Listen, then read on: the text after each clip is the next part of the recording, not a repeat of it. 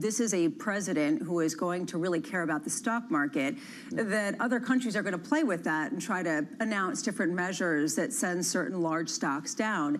How much do you want to be susceptible to this? How much do you view this as a negotiating tool on the other side versus something more concrete? Yeah, if you're on the other side and your economy is weaker, you're going to look for things to do. You're going to look for a pain point in the United States, and that is a pain point. But at the end of the day, it comes back to fundamentals, and if the fundamentals are still strong, yes, we'll cause some volatility, but the stocks in the stock market will continue to move higher. Furthermore, I really do think, right, if we look with our partners, they will work with us. It's in everyone's best interest to work together. And what Trump is really doing is, and you have to think about this, he's like, I'll give you one more. Oh, I can't wait. It's going to be a doozy. I can see it in your eye. Let's go. He's like he's a James Brown of politicians. Everything is on the one, right? I have to get it done now. I have to do it because I don't know what's going to happen with midterms and elections. Sorry about that. Carry on. And so as a result, you know, he's willing to negotiate. He wants to get things done. And as long as people will work with him, he's willing to work with them. And there's a lot of leverage on that other side to get things done. Lisa mentioned NVIDIA, but you're not suggesting investors pile into some of these massive big tech names. You have 40% banks, 40% communications, and 20% consumer staples. Why that breakdown? Right. The breakdown is because on the regulation side, we've had 15 years of upward pressure, upward regulatory pressure. That's not dissipated. That's not repriced in 15 weeks. Right? And furthermore, we're going to have more multiple expansion. We're going to have EPS growth, and we haven't even named a new head new head of the FTC. Right? That's going to provide a new dynamic. So that's banks. That's financials. Right? Communication. That's a quintessential GARP space. Growth at the right price. That's a sector we've been riding for the last 2 years, and we continue to believe that the fundamentals are good. Staples are unloved and underappreciated. That's our hedge for the portfolio, right?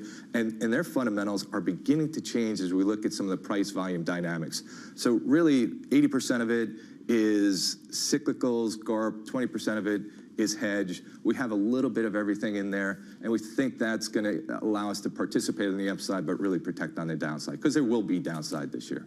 Chris Harvey, never change. Chris Harvey of Wells Fargo, thank you so much with your punniness to start a Monday morning. For more on the China issues as well as other news this morning, here is your Bloomberg Brief with Yahira Hackes. Yahira. Hi, Lisa. NVIDIA shares are falling 1.7% in the pre-market. This after China's Central Television reported the country is probing the chip maker on suspicion it broke anti-monopoly laws. NVIDIA's position as the leading provider of AI chips has put it in the crosshairs of the U.S.-China battle for supremacy in the tech sector. Washington has barred the company from selling its most advanced semiconductors to Chinese companies, undermining their ability to develop AI services, a move that has drawn sharp rebukes from Beijing, including today.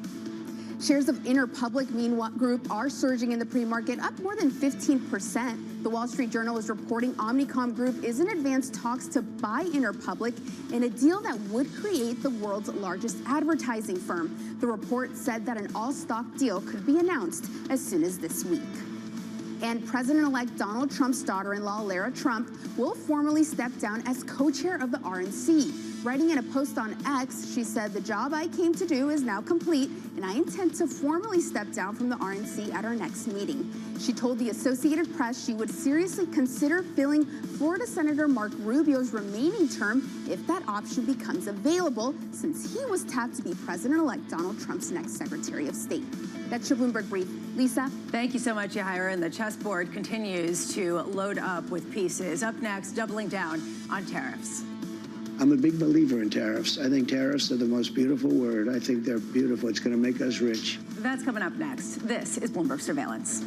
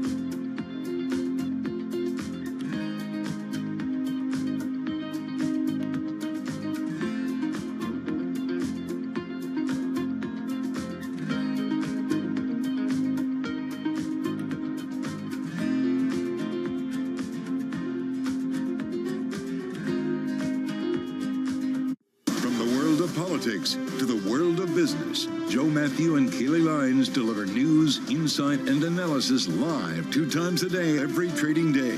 Balance of Power at 1 and 5 Eastern, only on Bloomberg.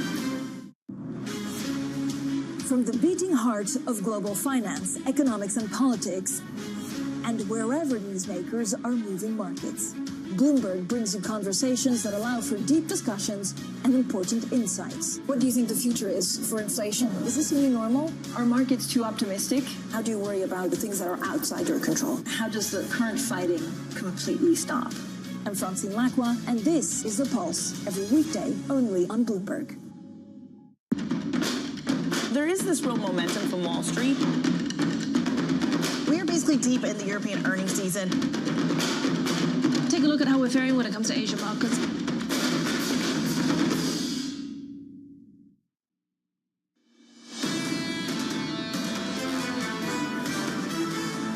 Starting off the first day of the trading week with a little bit of softness, although really emphasis on little after 3 straight weeks of gains, which you can see is not even 0.1% down on the S&P 500 across the board, marginally higher in the yield space. Crude taking some note given the fact that we are seeing the disruption in the Middle East. Crude prices up 1.3% traded on the NYMEX. Meanwhile, if it hadn't been for Syria, probably everyone would still be talking about the NBC interview over the weekend with Donald Trump, the first that he's given since being elected president, under surveillance this morning, doubling down on tariffs. I can't guarantee anything. I can't guarantee tomorrow, but I can say that if you look at just pre-COVID, we had the greatest economy in the history of our country. And I had a lot of tariffs on a lot of different countries, but in particular China. We took in hundreds of billions of dollars, and we had no inflation. I'm a big believer in tariffs. I think tariffs are the most beautiful word. I think they're beautiful. It's going to make us rich. Here's the latest. President-elect Trump telling NBC's Meet the Press with Kristen Welker he's adamant about implementing tariffs on day 1 of his administration, but saying he can't guarantee they won't increase prices for American families. He can't guarantee anything because he can't guarantee tomorrow. Henrietta Trey's Aveda Partners expecting Trump to impose tariffs via executive order in the first half of 2025. Henrietta joins us now. Henrietta, what do you make of the fact that right now in markets, people are taking it seriously but not literally and viewing it mostly as a negotiating tool, particularly when it comes to the U.S. trading partners of Mexico and Canada? Yeah, I mean, I think the tariffs should be taken extremely seriously and very literally, as evidenced by the fact that they've been on since he took office the first time around. So to think that these tariffs are somehow not serious underappreciates the fiscal reality, which is that if he wants to pay for the extension of the tax cuts, he needs the revenue. If he wants to invest further in domestic manufacturing, he needs the revenue. It is the single largest pay for that the president touts on the campaign trail, as does his cabinet secretaries, from Bessent on down to Hassett and others. So the revenue has to come, which means the tariffs have to come. So I would take it very seriously. Also, they're obviously on and have been on for 7 years. With China, obviously, we have now a response function coming from China suggesting that they take it very seriously. So I like to acknowledge what the rest of the global leaders are thinking and responding to. There's a big difference between Macron inviting Trump to come see the opening of Notre Dame versus President Xi reigniting the unreliable entities list, putting NVIDIA on today. Their reality is that they do not do as much trade with the United States as we do with them. So they can never proportionally or directly respond with tariffs the same way that we can. And as such, they have to move into things like unreliable entity lists and putting a lot of bureaucratic red tape on American companies. Henrietta, we also heard the president say that he wants a level but fast and fair trading field when it comes to why he would use tariffs. So do you see this as just to re-level trade or specifically for pay-fors? I think a lot of this is pay-fors because level trade is something that we can talk about with preferred status. We can talk about with GSP, things that he's changed from China to India, putting Section 232 tariffs on the EU and other allies. I think the revenue component is the silver bullet that he thinks solves all the problems associated with, for example, the $4.6 trillion cost of extending the tax cuts. And that includes, basic congressional function and requirements politically for raising the SALT cap, not having the votes for full IRA repeal, et cetera. So I think the revenue component is a really big part of this. And let's be mindful that his incoming USTR also supports subsidization of domestic industries, much in the way that Biden did as well. So not only do we need revenue to extend the tax cuts, but we also need to subsidize these domestic industries to either offset the cost of the tariffs or to get more domestic sort of boosting in those sectors. We also have the incoming USTR ambassador that says that basically China's permanent normal trade relations should be revoked, and they want to decouple. Do you see a decoupling from China under a Trump administration? I think the export control restrictions are going to continue to get more robust. Jameson Greer also advocates a special basket of sanctions just on China, whether that's on corporations or on individuals, certain activities, almost like a extra Section 301 investigation with sanctions designed to go after very specific activities. So that's something that we'll be watching from Jameson Greer next year as well.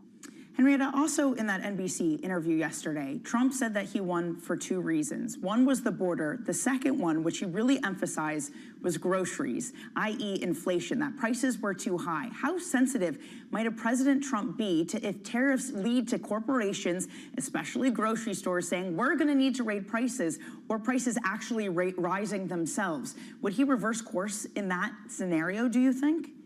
This is such an excellent question. So the lingering question is whether the next president puts on the list 4B tariffs. These are items that you buy in the grocery store, powdered milk products, anything with an alcohol extract, scented candles, everything we're buying for the holidays. These are extraordinarily regressive, very consumer-facing, about $180 billion worth of goods, and most notably, they have never been tariffed before. I was with trade administration folks for the Biden administration just a few weeks ago, and they said to me point blank, look, if 4B was easy, we would have done it. So when you're talking about challenging China and raising revenue and increasing revenue, you know, that's the other thing that's, I think, lost in this conversation is that if you're trying to generate revenue from tariffs and you don't believe they're inflationary, you need to keep raising the tariff rates to continue offsetting, you know, whatever manufacturing moves or whatever GDP negativity comes through as a result of sustained tariffs. These list 4B tariffs, I think, are very real and are very disconcerting. Right now, they're on at 0% rates. They could start at 7.5. They could start at 15. But these are highly regressive. These are groceries. These are the things that you're buying, not just at Walmart and Target, but at Dollar General, at the grocery store, just basic, fundamental, everyday items. And that's the remaining basket of items that he has not yet tariffed. Just to be clear, Henrietta, can Trump accomplish what he wants in terms of revenue raising without those tariffs? No, you are not going to be able to get $2 trillion, which is the number that we hear from various cabinet officials and Trump on the campaign trail from tariffs unless you escalate materially. It's about $72 billion per year that we bring in on all tariffs. So if you want to hike that, you need to go bigger and harder. Henrietta, Michael Zezas of Morgan Stanley over the weekend had a note that kind of encapsulated some of the desire to have big headlines in the first 100 days, but to Danny's point, to avoid real increases in consumer prices. He said, we call our base case for the U.S. policy path over the next 2 years fast announcement, slow implementation. In short, we expect the Trump administration to achieve meaningful changes in these 4 policy channels, but believe practical and political constraints will shape their implementation. Do you agree with that? I don't think so. I think there's so many different ways to impose tariffs that we shouldn't be sitting back on our laurels expecting this to take a while. For example, IEEPA tariffs on the fentanyl issue. That's a 10% tariff he's threatened recently, the same on Canada and Mexico. Those can be effectuated day one, and it takes 12 hours for Customs and Border Patrol to start collecting different tariff rates. On the Section 301 front, it's possible that President-elect Trump adheres to the Phase 1 trade agreement written by his former USTR, Ambassador Lighthizer. That would put tariffs into place around April, May, June. What my concern is in the aftermath of Ambassador Lighthizer not joining the second Trump administration is that this guy who we know believes in a strong enforcement mechanism and indeed believes that a trade agreement is only as good as an enforcement mechanism would want to stress test that and go by the book, say, hey, China, you did not adhere to our agriculture purchases. We're going to pull out of the Phase 1 trade agreement. You are in violation. And then that sets up, 10 days here, 45 days there, where we get tariff functionality and hikes in sort of June.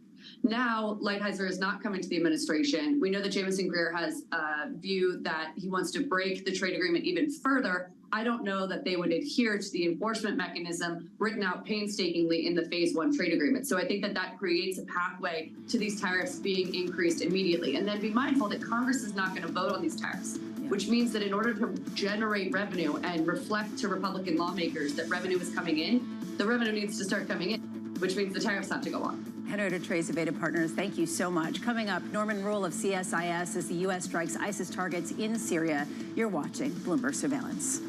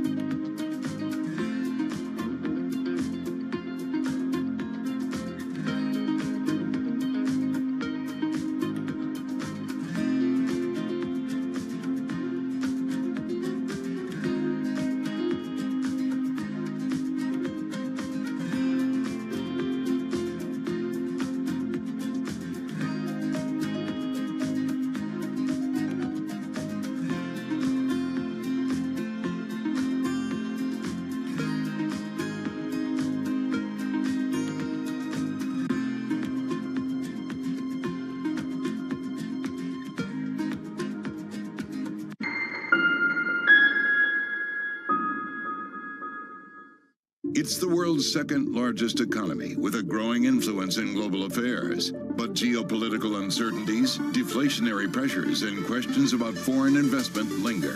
Bloomberg, the China Show, brings you the unmatched expertise you need to keep track of breaking news, in-depth market analysis, and the most influential newsmakers in and around China. Bloomberg, the China Show. Weekdays around the world, right here on Bloomberg. Context changes everything. As we spend some time here on the broader presidential race. Let's focus in on European politics. Makes you wonder how politics might play out.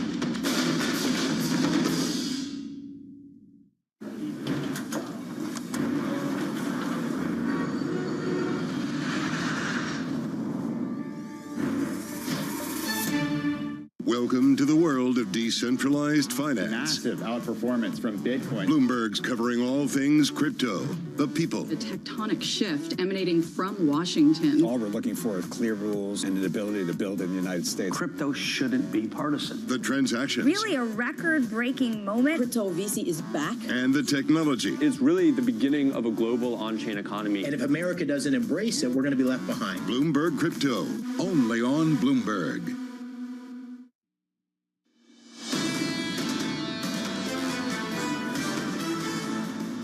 2 hours away from the cash open, what we can look at right now is this feeling in markets. What's next? Markets are basically range-bound, although there's an underperformance right now from the NASDAQ 100 after China announced a possible probe into NVIDIA for anti-monopolistic policies. A real question here. Shares of NVIDIA down less than 2% now, clawing back some of the earlier losses.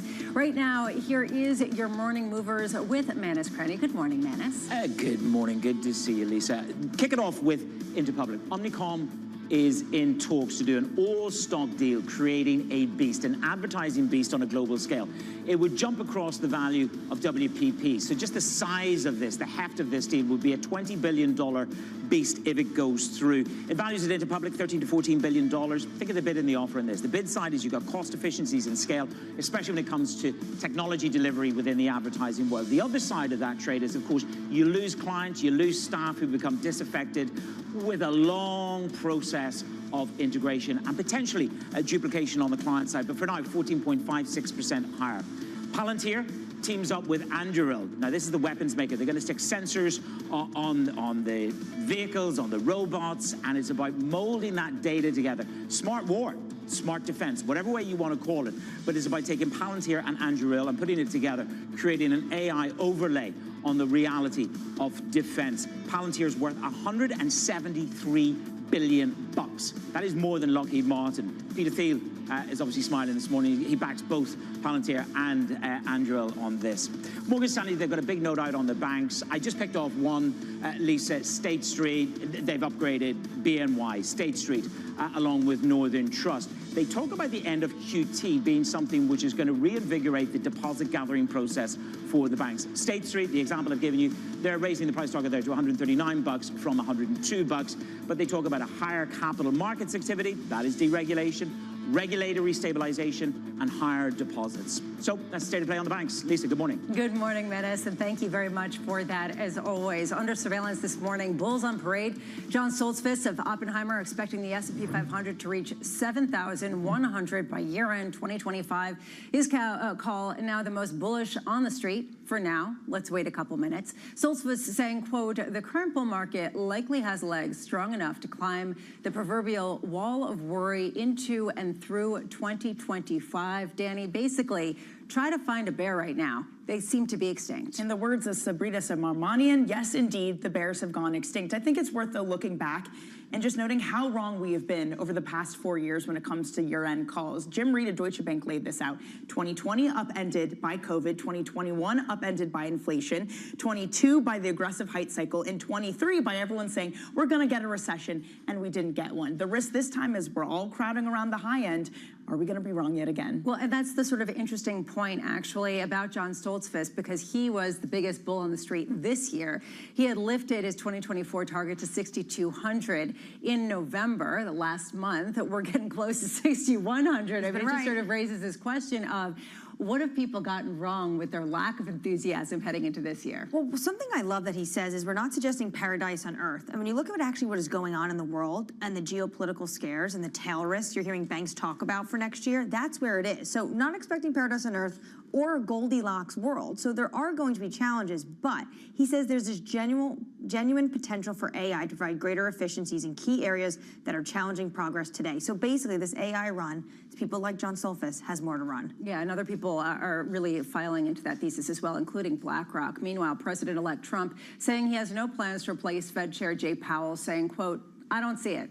Trump has previously said he thinks he should have a say in monetary policy and the setting of interest rates, calling Powell's role in the easiest in Washington. Powell's term expires in May 2026, so get out some of the forecast books to try to figure out who could take his place. But AMH, to me, what I find interesting is the point you are making. Inflation will call his hand. He lost the election, or I should say, Biden sensibly lost the election in part because of inflation. How much is this a very delicate moment that he doesn't really want to disrupt? I know. I think we talk about all the time that the checks on Donald Trump has always been the stock market. Well, it also might be the fact that if inflation is coming up, and he talked about in his NBC interview, it's the idea that groceries was the reason why he won, because basic necessities were going up. So that could potentially be one of these checks on all of his policy proposals of next year. And of course, to your point earlier, he's a real estate developer. He wants to see rates going down. What was interesting, though, is he said he doesn't see that happening. But if I told him, he would. If I asked him, he wouldn't. I don't know if there's a difference. Right, well, I mean, he's kind of making clear, look, I could get rid of him. I think he'd listen to me. He'd listen to me if I wanted him to go. And I think inflation might be the thing that not only forces his hand to rethink policies, but rethinks the Fed chair. Angie Brenner of Net Alliance was one of the first reactions I saw to this interview that said, yeah, he doesn't want to let him go because he wants to cut rates. He wants a dove. Exactly. What happens if that changes and all of a sudden you get a stronger dollar, which Trump doesn't want because they're hiking rates? And again, Trump wants rates to come down. Is that when you get a rethink of who's running the Fed? And what could cause some sort of potential rethink on the Fed is potentially the commodity market. That's what Alicia Levine last week was saying of BNY, that essentially the oil market could hold the keys to whether or not we really do get this soft landing. Oil, meanwhile, gaining as the market weighs fallout from the Syrian government's collapse. The fall of Bashar al-Assad's regime creating a power vacuum, with multiple groups now vying for control. Crude has been confined to a tight range since October, and you don't want to make too much of this particular move. A glut is expected next year with little room for a significant OPEC plus output boost. And you made this point, AMH, that basically this isn't that big of a move considering that we just saw a 50-year regime collapse in a matter of 11 days. And that goes back to the market fundamentals right now in the oil price. The fact that OPEC is not able to put more barrels into the market that they were supposed to just because there is this glut. You cannot be overestimating the fundamentals right now and the weak demand coming out of China, even though they are out talking about looser monetary policy and fiscal spending. Saudi Aramco over the weekend, I think more important for the oil market today than what's going on in Syria, cut its oil prices to Asia. This is the fundamentals at play here. And 2025, everyone is talking about there's going to be a bigger glut. That's the dynamics in the oil market. With respect to the Middle East, the U.S. is currently striking dozens of Islamic State targets in Syria after President Biden warned Bashar al-Assad's fall could clear the way for a resurgence in extremism. Joining us now is Norman Rule, former senior U.S. intelligence official who always provides us with fantastic insights into the Middle East. Norman, what's your first takeaway from how destabilized this region is and what you want to be watching to understand what could come next? Good morning. The collapse of the Assad government is an inflection point for the region. It does offer areas of risk, and the United States and Israel are doing everything they can to minimize that risk. Israel has undertaken multiple strikes against missile, chemical weapons facilities in Syria in a manner that's been unprecedented since the 1973 war. Israel has also moved some forces into a neutral zone to prevent anyone from moving into that territory to threaten Israel. The United States has attacked dozens of ISIS sites in eastern Syria because ISIS has conducted a resurgence over the last year that has been worrying. And the United States wants to make sure that with the collapse of the Syrian army, that ISIS does not take advantage of this and expand further. I'm not sure that at this point there's a risk of expansion of this instability beyond that territory.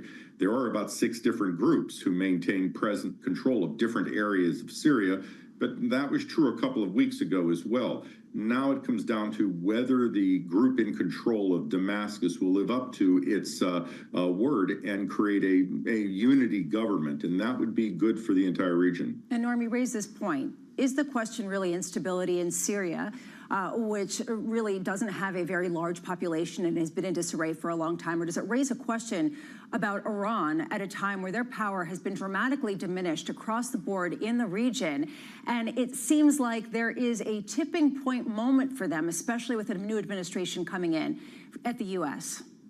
Absolutely. The arrival of the Trump administration, the collapse of Iran's ring of fire around Israel, the multiple instances of Israel being able to conduct apparently covert and overt military activity within Iran. Iran's regime is weak. It's also going through an era of leadership transition. Its economy is poor. It has a restive population. Iran needs stability. The question, therefore, becomes how it handles its nuclear program in coming weeks.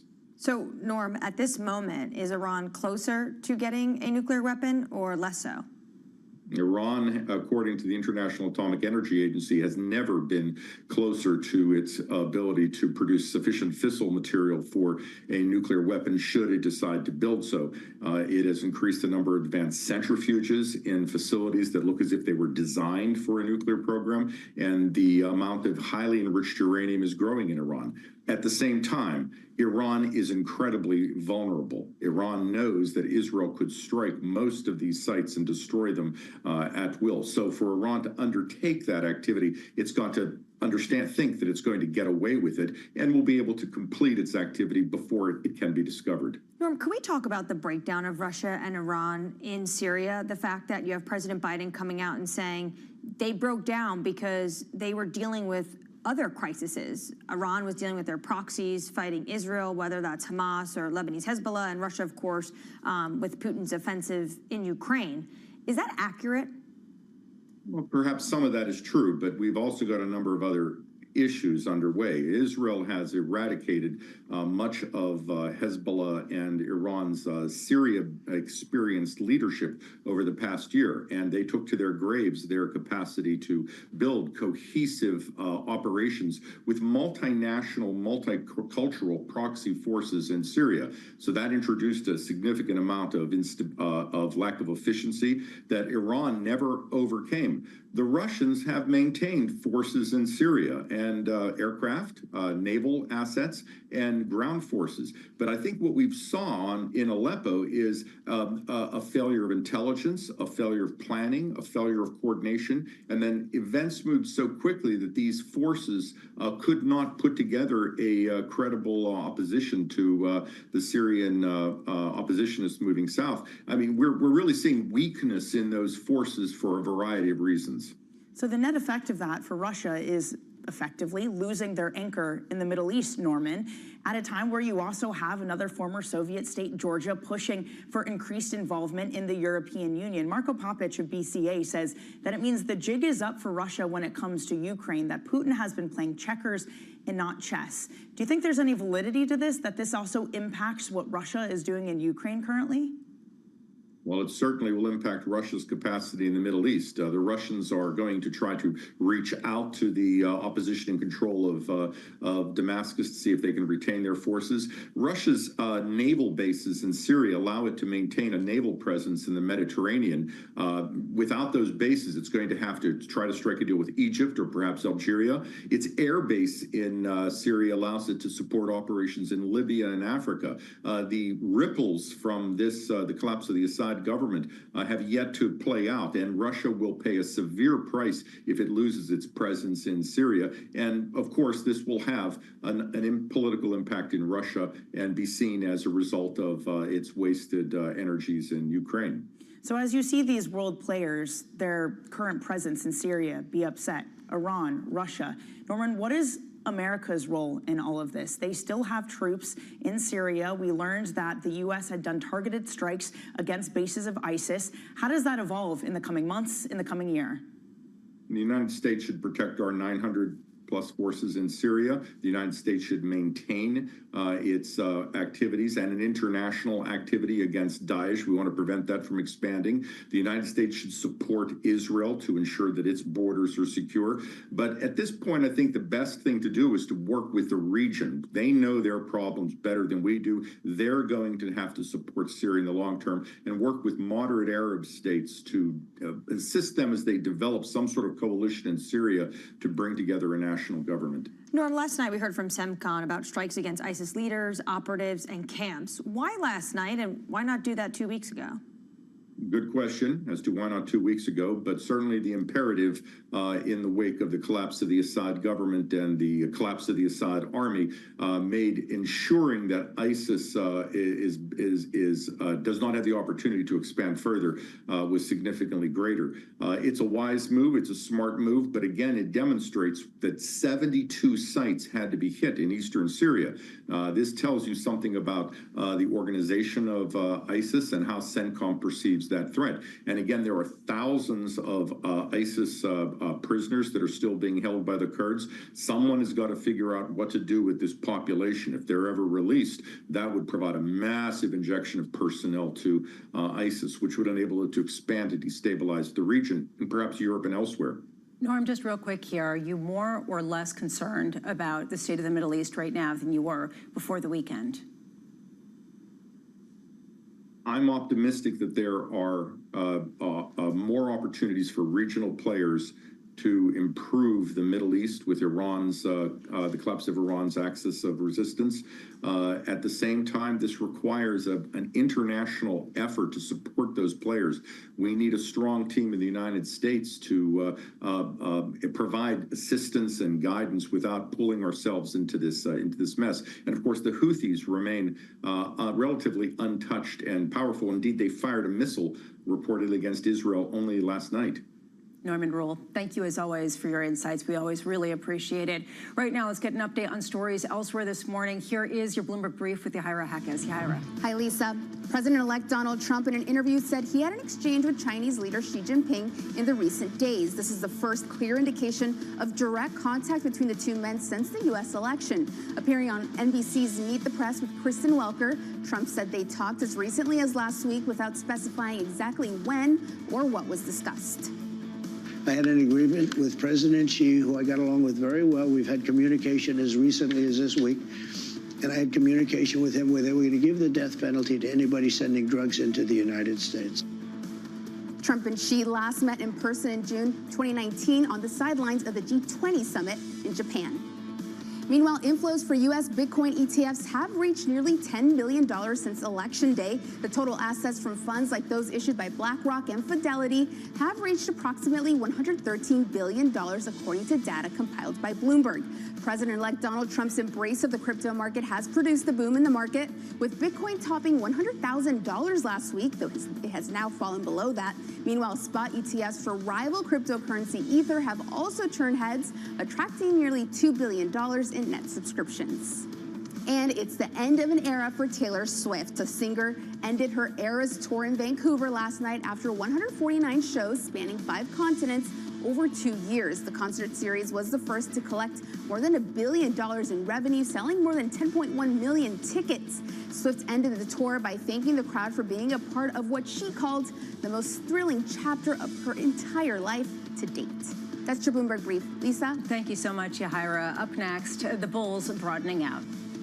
The other thing is broadening out a little bit, looking at small cap U.S., for example, which might have a little bit less vulnerability to some of these global crosswinds.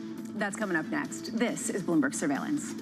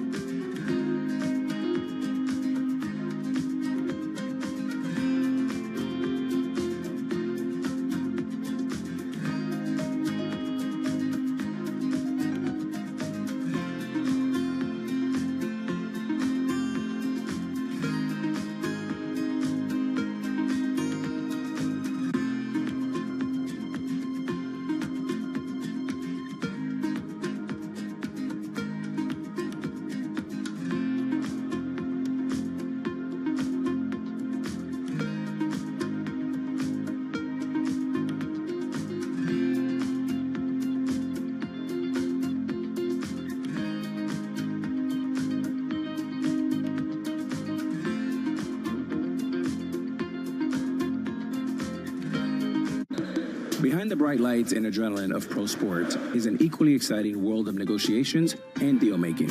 That's what we cover each week on our podcast, The Deal. I love the fact that you have, we say the cojones, but we can't say that in Bloomberg. Maybe moxie? Yeah, moxie. I'm Alex Rodriguez, former baseball player turned business executive. And I'm Jason Kelly, a journalist at Bloomberg.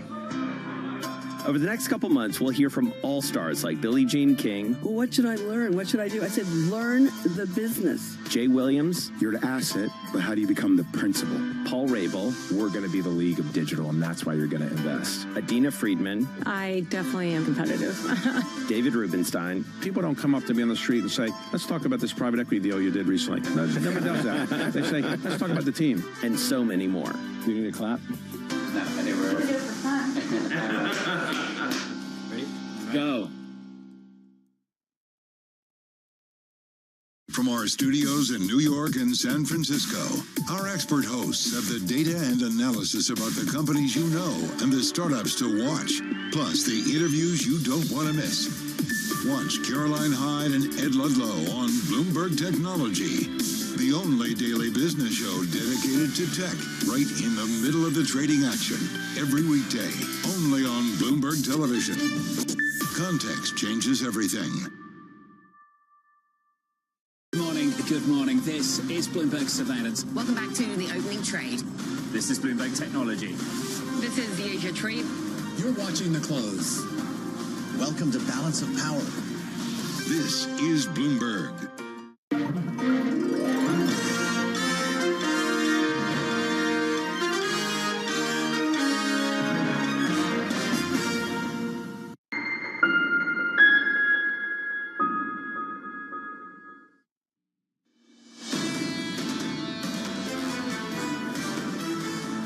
Right now, we're getting toward the market open with a range-bound market after 3 straight weeks of gains, 57 record highs. A question of just how much better this market can get in 2025. Under surveillance this morning, the bulls broadening out. Right now, we still are on the momentum bandwagon also. I mean, what worked well in 2024 is likely to persist in 2025, and that suggests that U.S. large cap in particular has room to run here. The other thing is broadening out a little bit, looking at small cap U.S., for example, which might have a little bit less vulnerability to some of these global crosswinds. Here's the latest. Some investors expecting big tech's AI-driven run to broaden out to small caps next year. Kevin Rosenbaum of Cambridge Associates writing, we do expect small caps will outperform. It has been a rough couple of years for this asset class, but in our view, that is a nice setup for the future. Right now, Kevin joins us. Kevin, thank you so much for being with us. Before we get there, overall, you actually don't have as rosy a view as everybody else and thinks the impressive run of U.S. equities can't continue. Why? Yeah, I think that's right.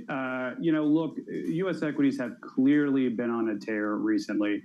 They may finish up 30% this year after finishing up 26% in 2023. But returns have really been driven by a narrow collection of stocks, as we all know. And in our view, narrow stock leadership is fragile stock leadership. So we expect U.S. equity returns to moderate in 2025, certainly not calling for a downturn here. Just think that returns will be much more typical than the stellar returns that we saw in 2024. Well, Kevin, you still see global equities as a whole outperforming, especially outperforming bonds. So if U.S. leadership wanes, what takes the reins? Yeah, I think the way we think about it is that international equities, the gap between international equities relative to U.S. equities will kind of more moderate, and that global equities will just in general have a pretty typical year. For us, when we're thinking about our asset allocation, we're really trying to understand whether or not global equities will outperform bonds. And for next year, we really do think that's the case. And that's what's informing our asset allocation across our institutional and family clients. As we get, so let's be frank. Go ahead. No, sorry, Kevin, continue. Let's be frank. I mean, it's easy to be nervous right now. Clearly there are multiple armed conflicts going on in the world. There are rich valuations, and there's a lot of uncertainty with the new U.S. administration coming in. But if you look back at history, you know that global equities tend to outperform bonds in any given year, roughly 2/3 of the time. And in our view, global earnings expectations for next year are reasonable. They're not out of line. And we also expect that risk sentiment next year will remain healthy, which should support valuations at the current level, because we do expect excitement over artificial intelligence to continue. And we do expect lower policy rates, which to us suggests that the marginal buyer will be a little bit more interested in equities over bonds. So we do expect global equities to outperform bonds in 2025. Well, the biggest concern, according to Bank of America, when it comes to credit investors is geopolitical risk. Is that your biggest concern for next year? It's certainly a considerable risk. I mean, the developments over the weekend were stunning. But I think for us, what it underscores is a couple things. First, it's that political risk is obviously very high. We all know that right now. But it also highlights how difficult it really is to predict political events as well. And that reality is really why we see so few investment funds focused solely on political risk analysis. You know, in contrast, economic and market data are just much more plentiful and abundant. And that's really what we hang our hat on at Cambridge Associates. Having said that, you know, I think the best move right now for most investors are not to make rash decisions in light of the weekend's developments. You know, markets have an amazing ability to just shrug off events and continue to march up. Kevin Rosenbaum of Cambridge Associates, thank you so much for being with us as you look out ahead to 2025. And right now, looking out over the next week, all eyes very much on Wednesday with CPI coming up, the data that people have been waiting for, Danny, to try to understand how much of a risk inflation truly is. And that's because this market has had such a short-term focus. That's why it's been able to overlook what might happen with tariffs, what's happening geopolitically, because they look to this month and they say, we are going to get cuts. So if you get a hot CPI, that's the thing that could undo it. So in terms of short-term risk, it's hard to see anything past Wednesday. Torsten Slok last week was talking about how this Fed has had a bias to the labor market. And depending on the CPI report this week, I wonder if that bias starts to change. Yeah, although Friday's NFP kind of was another Rorschach test, where basically some people were saying it's a sign of strength, other people saying it's a sign of weakness given the unemployment rate rising. So another kind of choose your own adventure at this point, Danny. And as long as we get choose your own adventure, stocks can get higher. They need clearly a really big signal. If you can have governments around the world collapse and we're still buying U.S. stocks, you can have China hitting out against NVIDIA and still this market is going higher.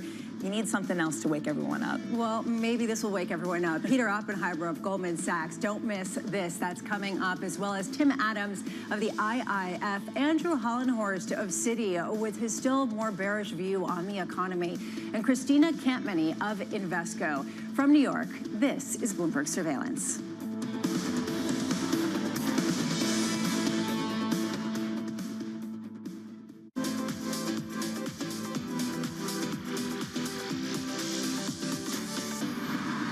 In 2000, post-Napster, generally everybody wrote off the recorded music industry, including the investment community. And I didn't mind that chapter because then I got left alone. And actually, I think out of that period, we started to create better art because the pressure wasn't on from the technology to be the most powerful chapter. And then iTunes came in, and iTunes, to Apple's credit, did have a boutique taste mentality about the store, which meant that I think they understood. I can tell you from that period that the artists that came through were of a very high quality because it was encouraged to be boutique. Now, ironically, this chapter has made us more money times 5 than the iTunes chapter and the post-Napster chapter. But an algorithm tells you what you want, not what you might like. And there's a difference between what you want, but with streaming, the downside is you have incredible penetration, and we have hundreds of millions of people around the world. And so that has been very lucrative as a business.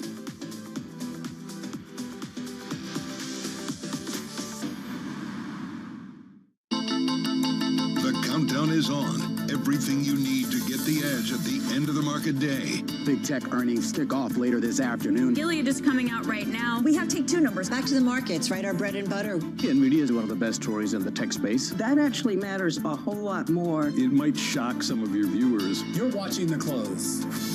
Get ahead of tomorrow's trading with The Close. Weekdays on Bloomberg. Context changes everything.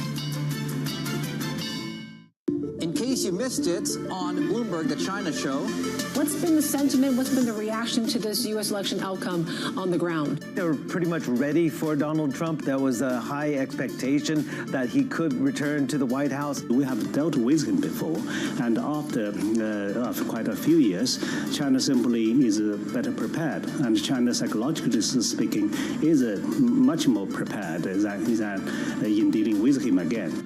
Probably are fully prepared for Trump to impose higher tariffs on China. What's the tone as they were talking to really a global investment? Right. The openness of China, including the capital markets, Hong Kong being an international financial center, will be extremely important in channeling global investors. Don't miss the China show live every weekday.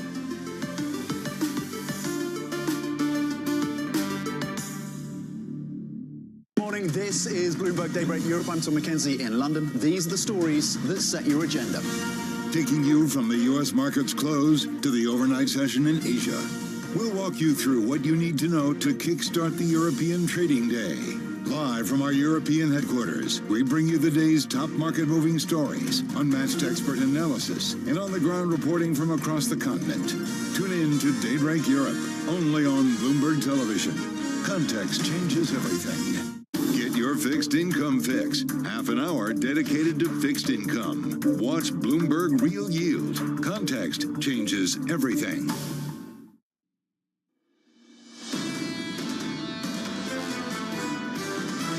The fact that the unemployment rate went up means that the Fed will be comfortable cutting by 25 basis points. It's likely that a pause in early 2025 is warranted. If there's too much focus on let's keep unemployment low, that it takes the eyes off the ball of inflation. The real challenge is going to be what do they do if inflation starts to go back up? Prudence, I think, is demanded right now. Powell's in a slightly tricky spot. This is Bloomberg Surveillance with Jonathan Ferro, Lisa Abramowitz, and Anne-Marie Hordern.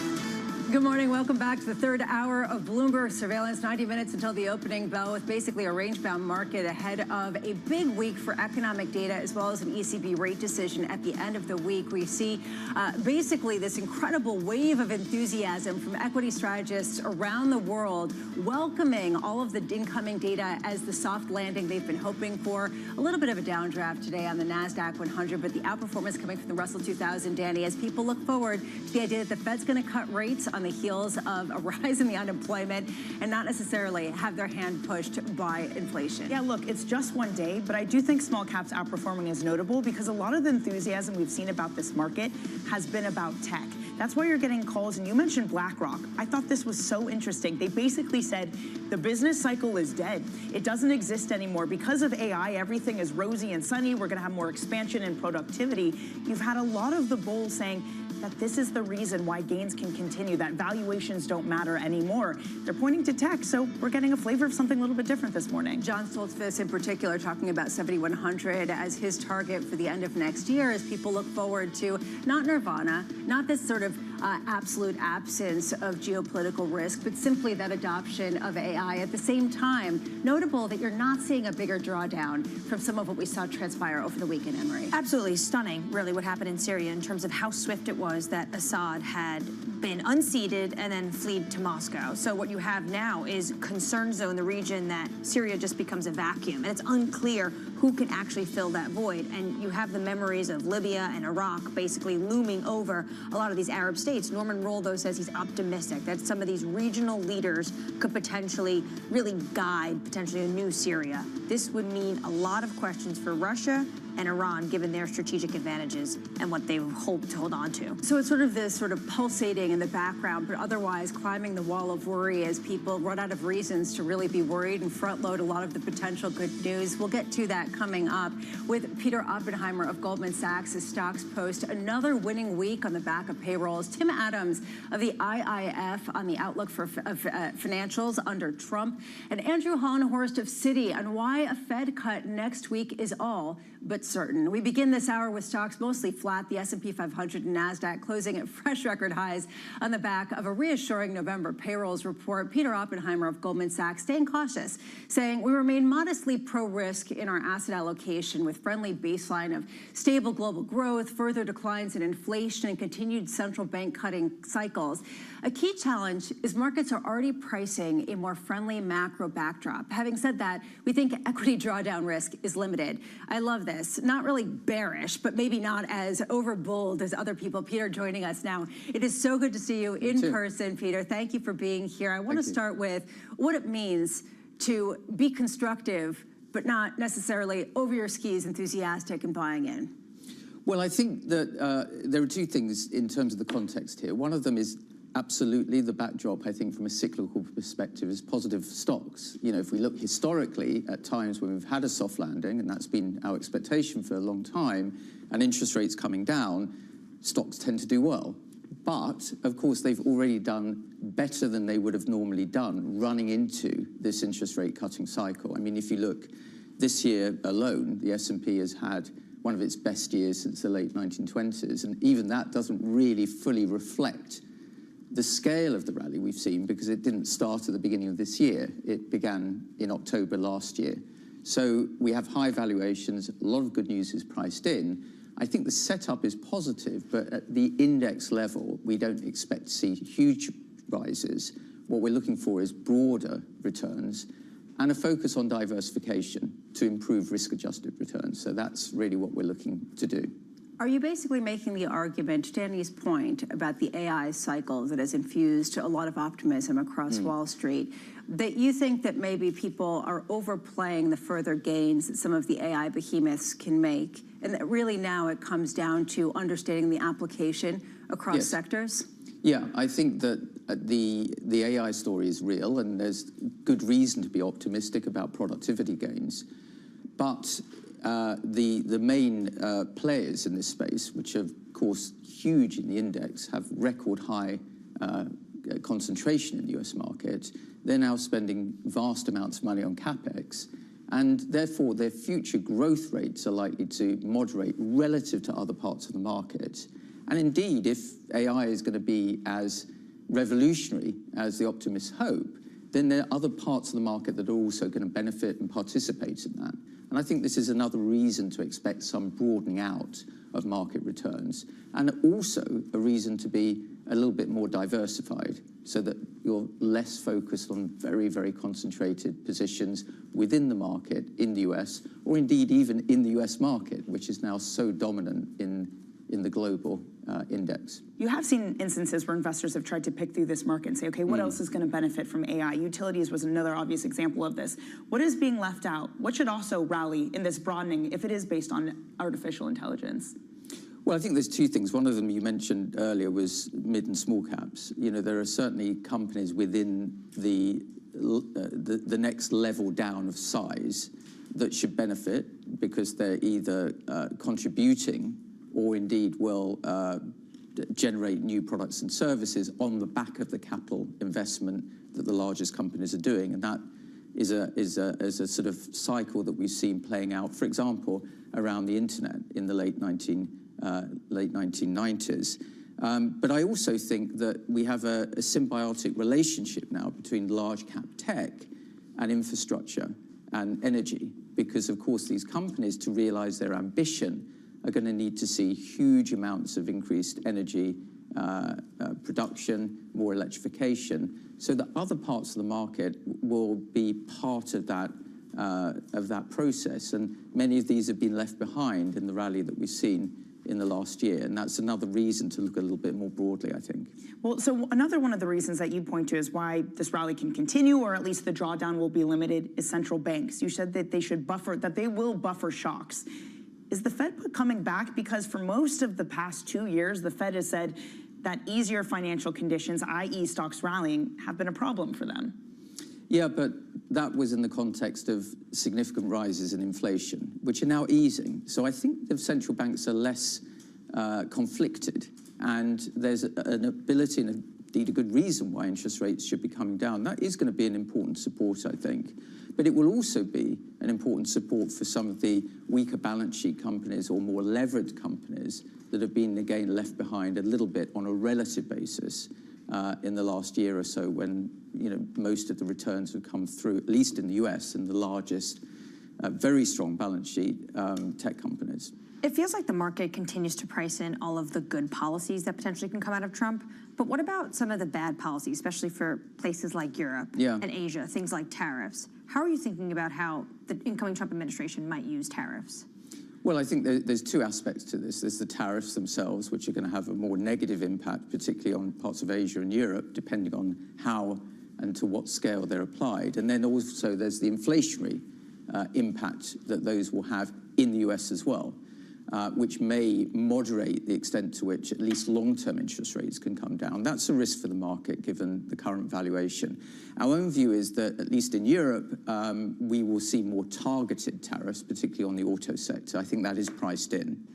There is weak growth anyway in Europe, but it's also worth noting that a lot of European companies are very global. Many of them produce already in the US or very highly exposed to the US market, but trade at much lower valuations. So I think that we would look at Europe and some of the other regions as part of this diversification process. Despite the weak growth we've seen in Europe this year, you're seeing a widespread of return. I mean, the Spanish market is up 27% year to date. So there are pockets in Europe. There are pockets, exactly. And I think the strategy that we're trying to look at here is to find pockets of value that gives you diversification to improve risk-adjusted returns. You mentioned Spain, so you like the periphery. Is that because the core is dealing with just political paralysis? Well, it's been an amazing turn of events relative to the sovereign debt crisis that we saw in 2015-16, because then, of course, all of the weakness was in Southern Europe, saddled by very high debt and therefore very, very weak growth. And now you're seeing Southern Europe doing really rather well, at least relatively speaking. And the core of Europe, or Northern Europe, generally is much weaker. And indeed, the political paralysis we're seeing in France and Germany is constricting or restraining them in terms of what kind of growth that they can achieve. Having said that, again, it's important when we look at Europe not to overmap domestic economic conditions. Germany, again, has very weak growth, but the market has done rather well this year. Now, it's true that some of that, again, comes down to composition of the index, but that's why it's very important, I think, sometimes to look beyond the index and the country itself and to really try and find pockets of value and growth opportunities. And we think there are a lot of those when we look around the world.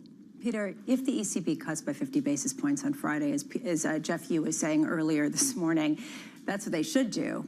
Would you actually get bullish and even go overweight in certain sectors of the European equity sector? Yes, I think so. I mean, we overall expect the US market again to outperform Europe, but selectively, I think there are going to be some areas, as there have been this year in Europe, that do very well. And we do expect interest rates to come down more quickly in Europe. The currency is weak and likely to weaken further, and that will benefit some companies. And you can find pockets of Europe, as I mentioned earlier, there are a lot of companies in Europe that have 60 or 70% of their revenue exposure to the US. That's roughly similar to the average company in the US, but the valuations are much, much cheaper. And interest rate cuts in Europe will help those companies, I think. I say this at a time when there's a real question about whether inflation is truly under control in the United States. And we do get CPI on Wednesday at a time. When Neela Richardson earlier this morning of ADP was saying we're kind of at this point where we don't know which way it's going to go just based on looking at the labor market. How much of a game changer would it be if there were true signs that inflation was sticky and this was not a Fed that had the luxury of cutting rates more than maybe once? I think it is important, again, to recognize that we're coming out of a decade or more of unusually low inflation and, more importantly, extraordinarily low interest rates. Most countries have policy rates at zero or even in Europe below zero. 3 or 4 years ago, a quarter of all government debt in the world had a negative interest rate. I think that has now shifted permanently into an environment where we're going to get lower rates than we've been experiencing in the last couple of years, but not going back to the levels we were seeing previously. And for some companies and some parts of the market, I think that is going to be a restraint because the cost of capital is going to be higher. But that's also a reason, I think, to focus on quality companies with stronger balance sheets, with good business models that are well diversified, because I think many of those are going to create good compound growth over time for investors.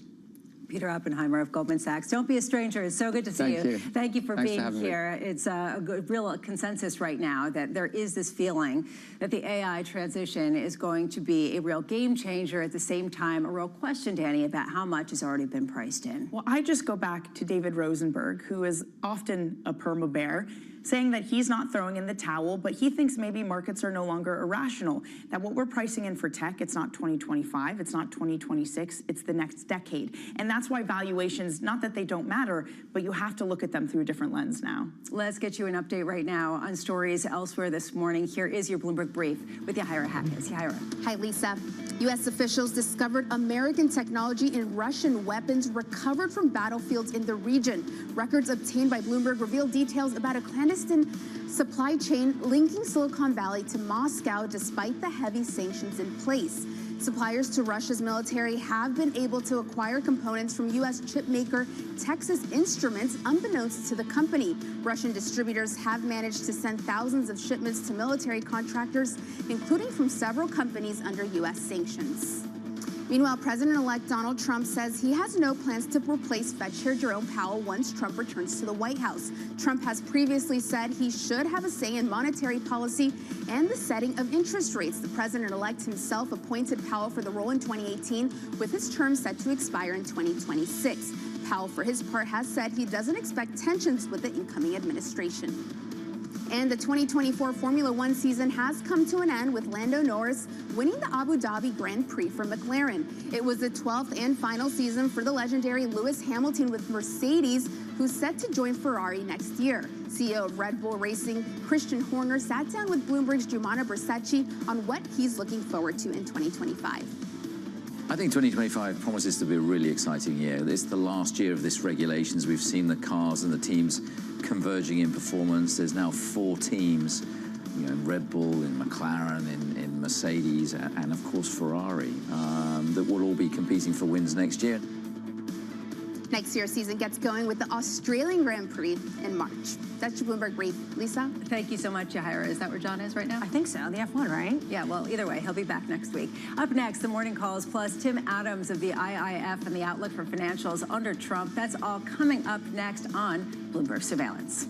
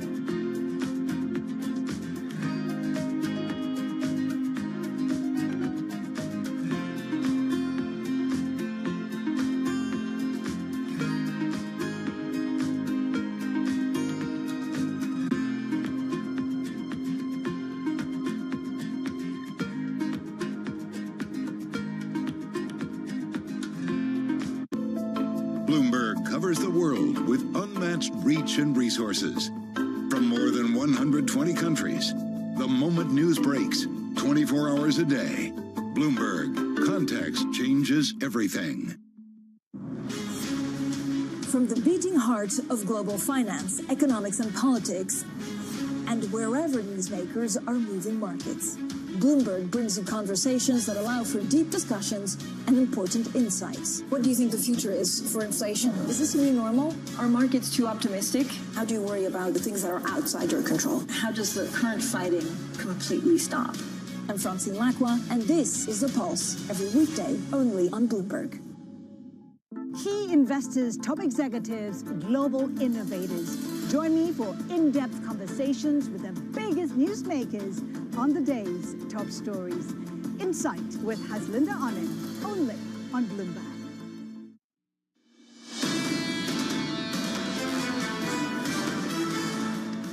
Markets just about range-bound ahead of the open as we parse through geopolitics as well as potential for an upside surprise on inflation coming out Wednesday. Also a downside surprise. There just has been a lot of talk this morning about the upside potential. Time now for the morning calls. First up, Bank of America downgrading AMD to neutral, seeing more competitive risks in AIs against NVIDIA's dominance. Next up, TD Cowen upgrading Blackstone to buy, expecting the investment manager to benefit from constructive themes in 2025. And finally, Morgan Stanley upgrading Jefferies to overweight, seeing the company as a significant market share gainer. Sticking with the financials, the sector reassured by President-elect Trump's eco picks, including Scott Bessent for Treasury Secretary and Kevin Hassett for NEC. Tim Adams of the Institute of International Finance saying this: we'll likely see burgeoning M&A activity with an improved deal-making landscape.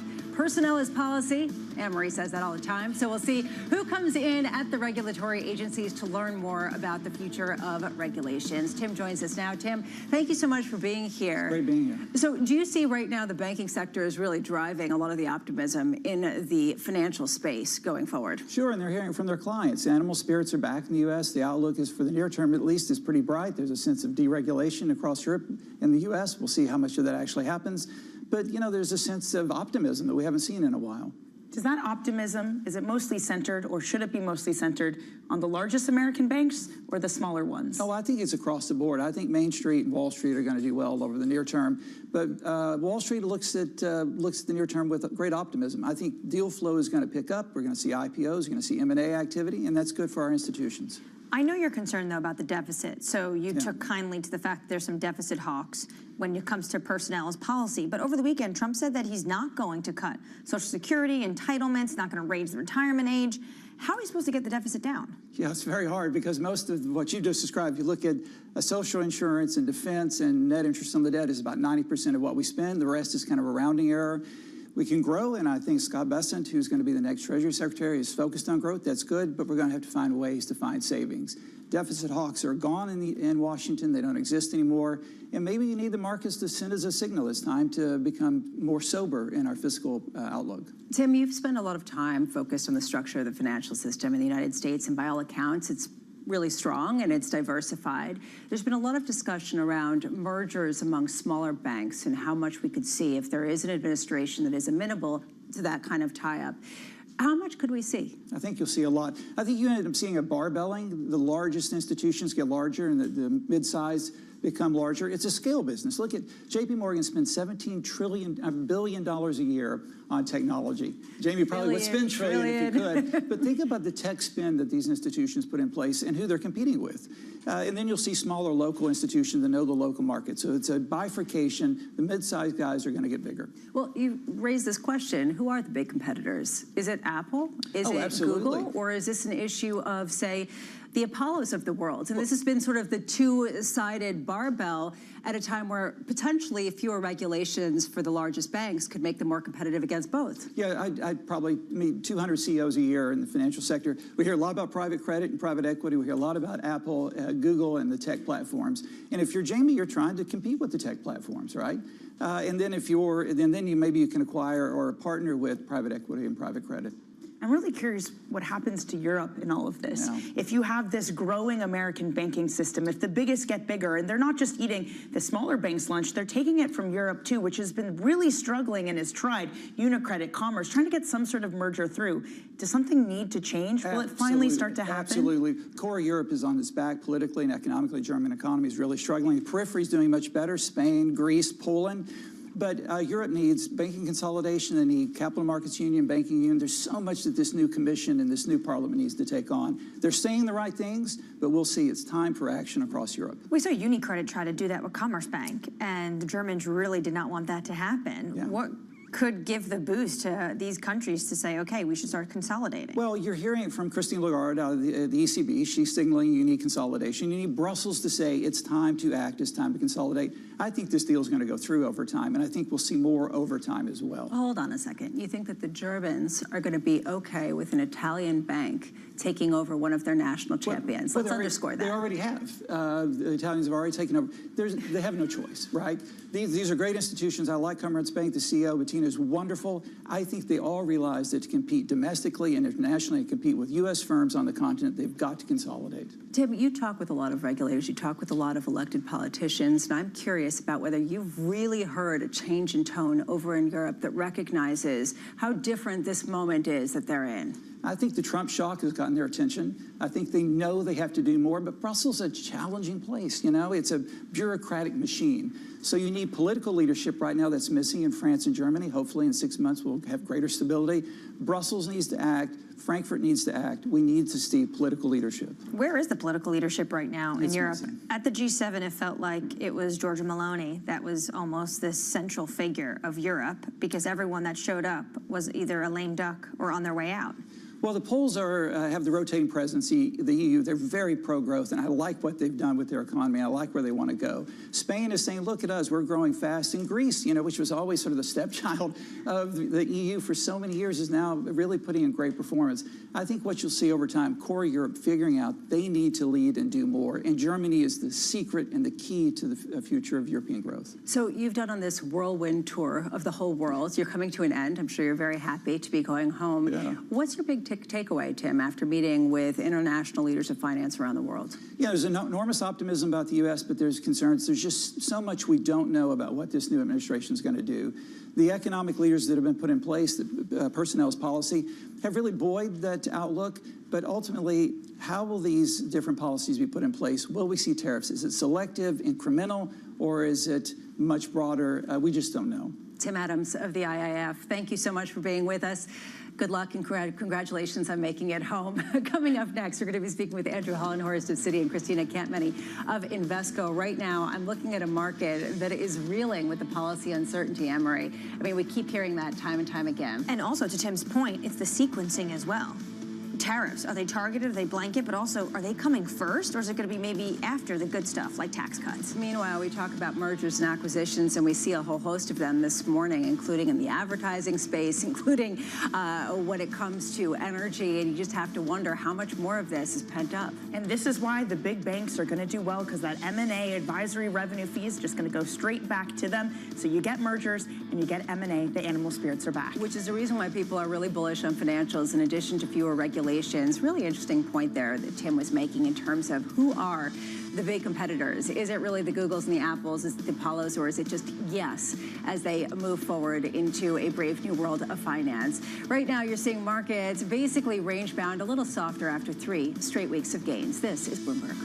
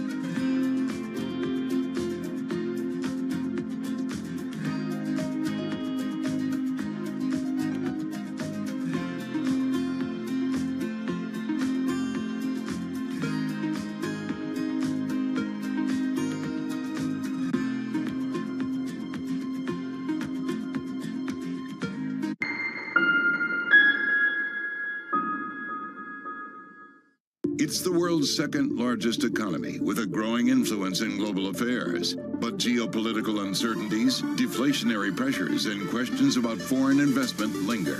Bloomberg, the China Show, brings you the unmatched expertise you need to keep track of breaking news, in-depth market analysis, and the most influential newsmakers in and around China. Bloomberg, the China Show. Weekdays around the world, right here on Bloomberg. Context changes everything. Middle East and Africa. Vibrant resources and high-yield investment opportunities abound. Join me on Horizons Middle East and Africa for the stories, newsmakers, and insight from this exciting region. Now weekdays, only on Bloomberg. Bloomberg loves earnings. I know it's like your Super Bowl, right? I can't wait. It's like opening presents in the morning. All right, it will be exciting. Nobody covers earnings like Bloomberg. Welcome to the world of decentralized finance. Massive outperformance from Bitcoin. Bloomberg's covering all things crypto, the people. The tectonic shift emanating from Washington. All we're looking for is clear rules and an ability to build in the United States. Crypto shouldn't be partisan. The transactions. Really a record-breaking moment. Crypto VC is back. And the technology. It's really the beginning of a global on-chain economy. And if America doesn't embrace it, we're going to be left behind. Bloomberg Crypto, only on Bloomberg.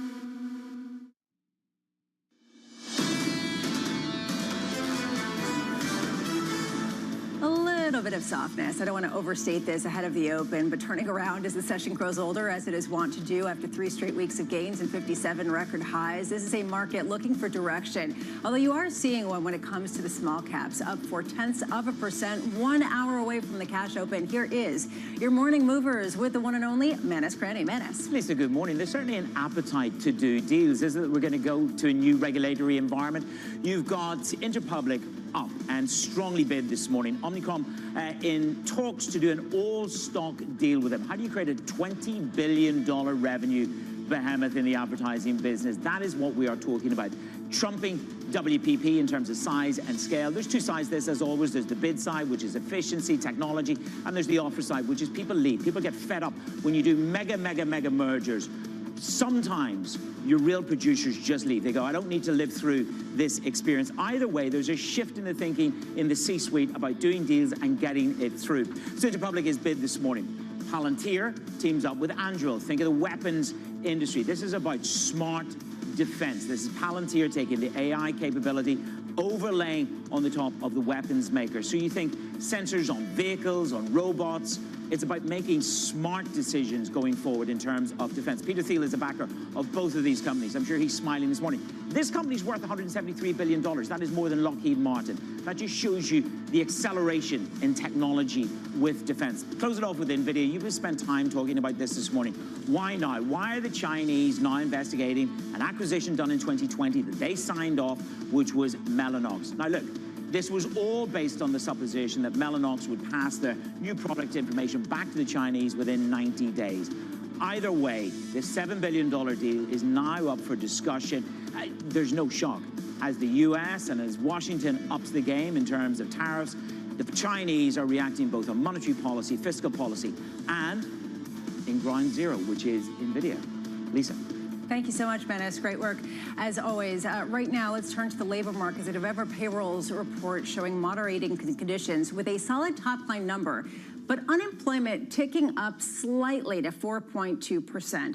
Andrew Hollenhorst of Citi saying the unemployment rate is the better signal to watch. The report was not quite soft enough for the Fed to cut 50 basis points as we had projected for December, but a 25 basis point cut appears very likely, followed by cuts in January and subsequent meetings. Andrew joins us now, and Andrew, I am so glad we get a chance to speak with you because you have a contrarian view, and you have persisted in this contrarian view that this labor market has a great deal of weakness that people are not seeing. What gives you that conviction now, even though it has been a while since we've seen really some of the confirmation in the headline numbers? It's been really noisy data, and so I think that's part of the issue with analyzing the labor market here is you have to make some decisions. You have to take a stand on which data are giving you the correct signal about where the labor market is going. To give you a sense of the contrast, if you look at the payroll survey, the establishment survey of businesses, that's telling you we've added 2.2 million jobs over the last year. It sounds like a great number. On the other hand, if you look at the household survey, you call people at home and ask them if they're working, we're down 725,000 jobs in that survey. That's typically what you would see going into a recession. So which is the true signal? Of course, we don't know, and you have to put some weight on each. You have to have humility in terms of analyzing this data. But if you look at that payrolls number, we know from the revisions that the business survey, establishment survey payrolls are being overstated. So every month when we get that number, we should be subtracting something like 70,000 jobs per month from that number. So that is the overstated number. The household survey, which we think is giving us a better indication of where the labor market is running, is telling us that we may actually be losing jobs here. So we continue to have this softening trend in the labor market, the unemployment rate that's rising, and I think that's the trend we should be watching. If that is the case, how much can you discount the idea that the number of hours worked has actually inflected upwards, and that when you pair that with some of the wage gains that we've seen, that's when some of the inflation concerns start coming back in? Yeah, I'm not too concerned about inflation cyclically because of the softening that we have in the labor market. Now, what you're saying is correct, that we have a strange labor market where businesses are hoarding labor right now. So we're seeing a hiring rate that's very low, but we don't have a layoff rate that's rising, right? We don't have hours worked that's plunging. It's come down, but it's not falling further. Wage growth, which has slowed, but it's been a little bit stickier at a higher level. So this is a different labor market than what we've ever seen before. I think these things can be happening together, where you have firms that are reluctant to hire, firms that want to hold on to their current employees if they can, but when they lose those employees, they're not backfilling them. And what that means is you don't necessarily have a higher probability of losing your job right now, but if you do lose your job, you have a higher probability of not finding one again. And that's going to affect consumer behavior. That's going to affect the broader economy. Does that mean that there isn't really a number, I mean, outside of what would be normal, that we could get on Wednesday that would mean that the Fed shouldn't be cutting? Should the Fed really be cutting regardless of the CPI figure we get on Wednesday? Yeah, I think we have to go back to an environment where the Fed, central banks are balancing risk to inflation and risk to the labor market. So it was easy to say a year ago that, well, inflation's running very high, that should be the complete focus. And I think we're still fighting the last battle a little bit here. So yes, inflation has been sticky. Inflation hasn't come down as nicely as some people thought that it would. But you also have to look to the labor market. So we have inflation that looks to be running maybe closer to 3% than 2%. I think it's going to continue to slow based on what I'm seeing in the labor market, but that's a projection, that's a forecast at this point. But you have to trade that off with looking at the household survey. 725,000 people are not working now. Do you think the Fed has that message? It's this whole what they should do versus what they will do. Do you think that there is a number that for them would cause them to stop the cuts in December? I think December they're probably going to cut, even if we get a strong CPI inflation reading. I think this would be more about what are they going to signal for January. Right now, I think we'll get a softer report on Wednesday for core CPI inflation. I think that's going to make the decision very easy. But if we don't, if we get a stronger reading, then what you would see them do, I think, is still cut in December, but say, you know, we might be at that point where we would slow the pace of cuts. They've been using this really open rhetoric of saying, we're going to be cautious, we're going to be careful. Of course, every central bank is going to be cautious and careful. You can cautiously cut 50 basis points, right? It doesn't really mean anything. So we'll see what they say in December. Okay, speaking of January, we're going to get a brand new Trump administration coming in, a Republican sweep. And Trump yesterday on Meet the Press was talking about immigration in the first 100 days. You're talking about the fact that what's going on in the labor market. How tight could the labor market get if we do see things like mass deportations? Yeah, one of the things he talked about in that interview was that this is going to start with those immigrants that have a criminal history, and that's going to be the focus, at least initially. So Lisa was talking about this idea of sequencing. What's the policy sequencing? So if that really is the focus, that's not something that's going to have a big effect on the domestic labor market. Now, we know that a large percentage of workers in this country are working without authorization. So if you had a large deportation program, then you could have issues where firms are trying to hold on to their native workers. That could tighten the labor market. So you do have that risk. I think we have to watch how that policy plays out. But based on what I heard over the weekend, that's not making me more concerned about an inflationary impetus from that The policy. other risk, of course, is tariffs. And potentially the Fed might have to think about what that means for inflation next year. How are you thinking about tariffs? Are they a negotiating tool? Are they blanket? I think they're on two tracks, and I think we've already seen tariffs as a negotiating tool. We saw tariffs floated for Mexico, for Canada. Those tariffs are probably not going to come into effect. They're meant to be a start to negotiating things related to immigration and fentanyl, right, non-economic issues.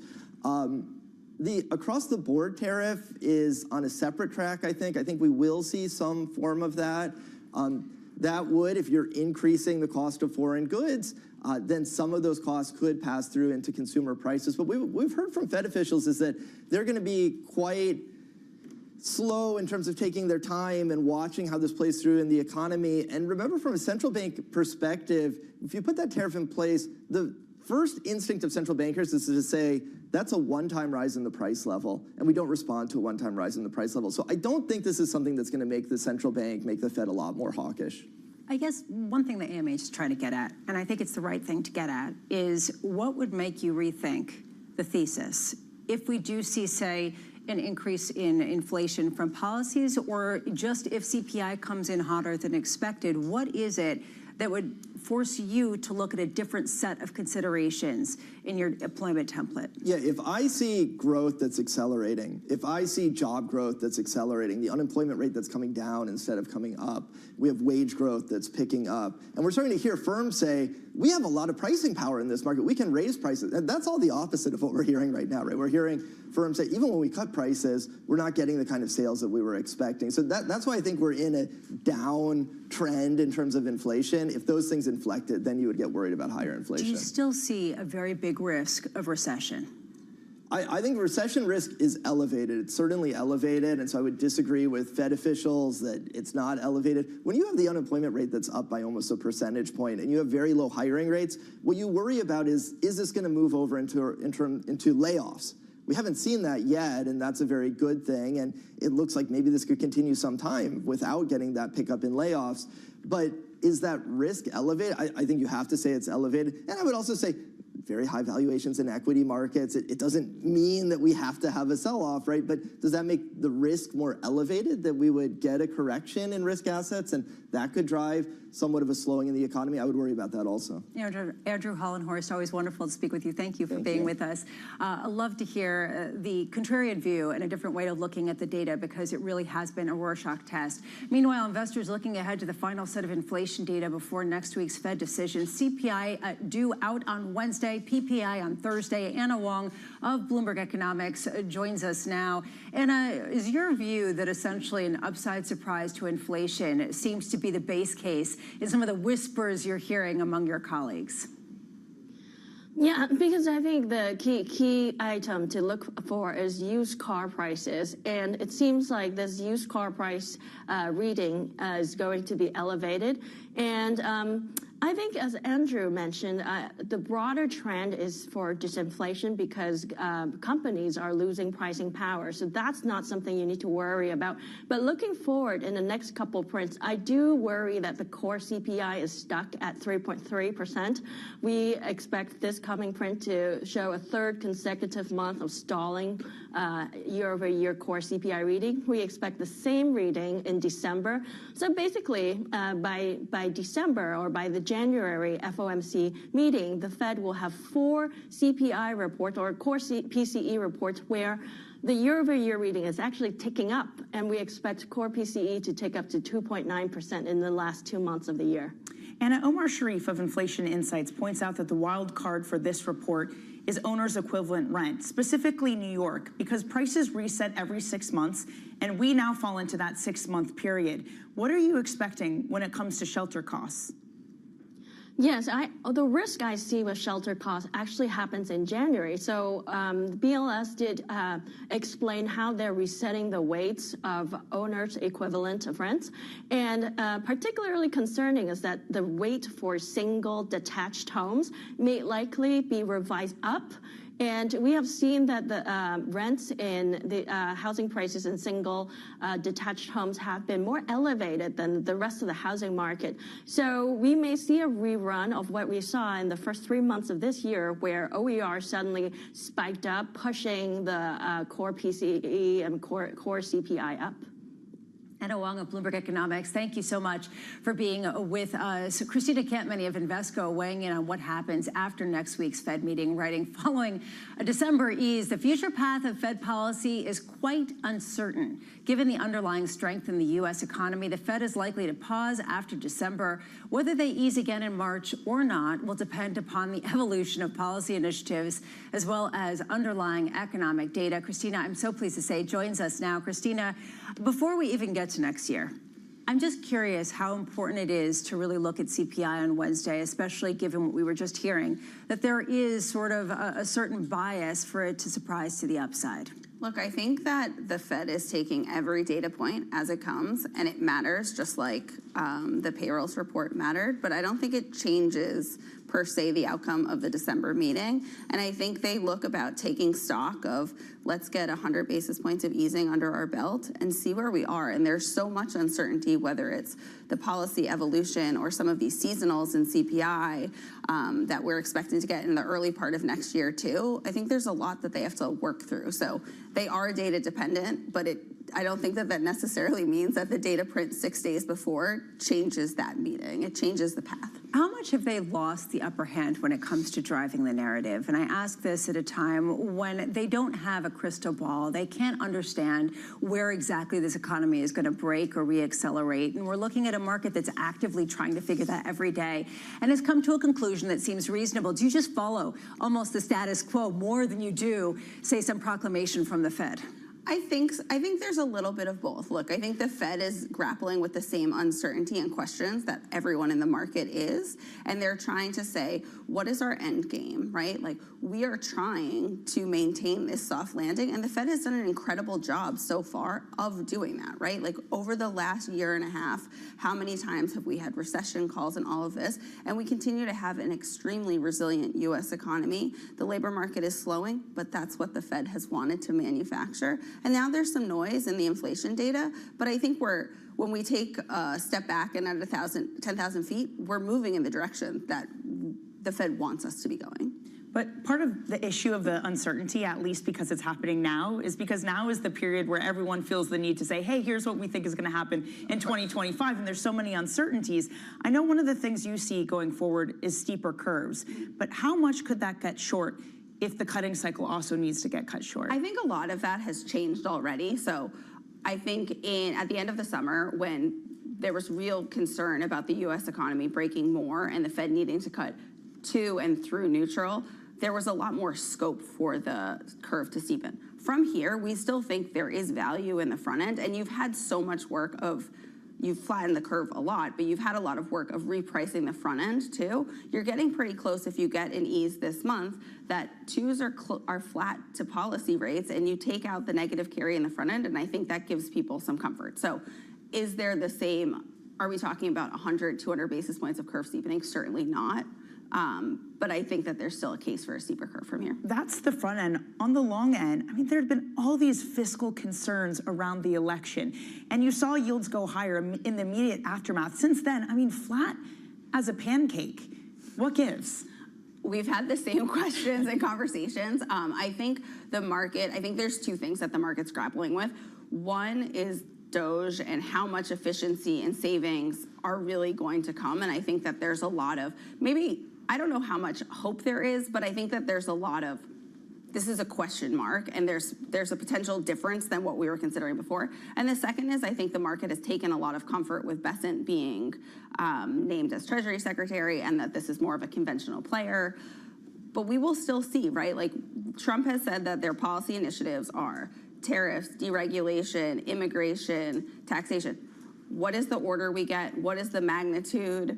How quickly do we get them? All of these things will matter, because at this point, you've come out of the election and you have some animal spirits and you have the uncertainty removal and you already have strong growth. We think that is still a positive tailwind, at least for the first half of 25. What is it about Doge that you think the market likes? Because the president-elect said yesterday he's not going to cut things like Social Security, Medicare. This is the biggest pie of the budget. We're talking about $5.3 trillion that were spent on Social Security, healthcare, defense, veterans, net interest payments. So where exactly can they cut? Look, I think the market is probably a little more optimistic than like we can just buy into ourselves. I think you've also seen this across administrations, across history over the last 50 years of people saying, like, we're going to make the government more efficient, we're going to cut costs. Will there be the ability to do it? Let's see. And it's been bipartisan. You've seen both sides of the aisle try to do this. But I think there is the hope, especially with we're bringing in business people who this is their bread and butter. Let's see what they can do. I want to end on the most important note, which is Treasury auctions. We have 3 of them this week that are getting people's attention. 3-year notes tomorrow, 10-year notes on Wednesday, and 30-year notes on Thursday. And it goes down to the crux of all of the lack of knowledge that we have about the murkiness of 2025. Which of the denominations would you most want to buy? What are you watching for in some of these auctions? Look, so we're still happy kind of structuring portfolios with front-end, higher-yielding securities. So I'd say that's our focus. And again, I think there needs to be some premium out the curve, certainly in 10s and 30s. And that's countered with the backdrop of you have U.S. exceptionalism. That story is what's anchoring us, and you have global desynchronization, especially with all of the geopolitics. So I think there is certainly, we've continued to be impressed with the backdrop and anchor for support in the U.S. market, but we'd rather be in the front end. Okay, so what would it take for you to be interested in the long end? I think, again, some more clarity on where we get policy-wise, and I think you get towards 475 in 10s, you get towards that upper range, then maybe you can start to put some money to work there too. Christina Kentmany of Invesco, thank you so much for being with us. Great to see you. Right now, let's turn to everything else going on this morning. Here is your Bloomberg Brief with Yahira Hackes. Yahira. Hi, Lisa. South Korea's Justice Ministry has banned President Yoon Suk-yeol from traveling overseas. The ban coming as multiple investigations are underway following the embattled leader's brief declaration of martial law. He survived an impeachment vote over the weekend. The Kospi benchmark stock index closed down 2.8% today, and since the martial law declaration last Tuesday, it has fallen more than 5.5%. And the search continues for the suspected gunman in the killing of health insurance executive Brian Thompson. Here's the latest. The New York Police Department released new images of the suspect in a taxi that's believed to have taken him to a bus station. From there, police believe he boarded a long-distance bus out of New York City. The photos were released. New photos were released after a gray backpack was found in Central Park, matching the description of one carried by the gunman. In it, a jacket and Monopoly money were found, according to people familiar. And exciting news in baseball, Juan Soto is heading to the New York Mets. The 26-year-old slugger signed a 15-year deal worth $765 million. That's the largest signing in pro sports history, topping the blockbuster 10-year contract Shohei Ohtani signed with the Dodgers last year. The Soto sweepstakes had been in full swing for weeks, with a number of big-name teams in pursuit, including the Boston Red Sox, Los Angeles Dodgers, and Yankees, who Soto helped bring to the World Series this past season. That's your Bloomberg Brief. Lisa? Yahira, thank you so much for this morning. I really appreciate it, especially for underscoring the Juan Soto story multiple times, because it really is. I don't know why why is it twice this morning? This is a biased show led by Brahma this week. We thank you. Meanwhile, up next, setting you up for the week ahead, not this, although maybe we can continue this. This is Bloomberg Surveillance.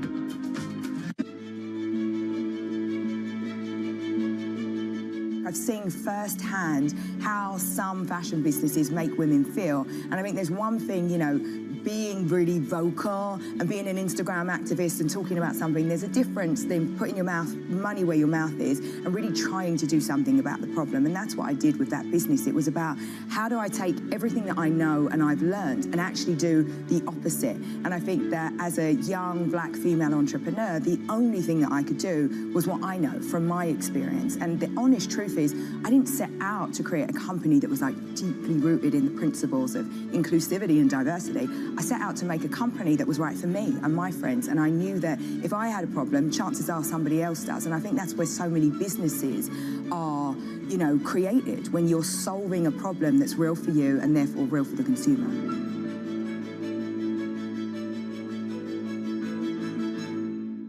From our studios in New York and San Francisco, our expert hosts have the data and analysis about the companies you know and the startups to watch, plus the interviews you don't want to miss.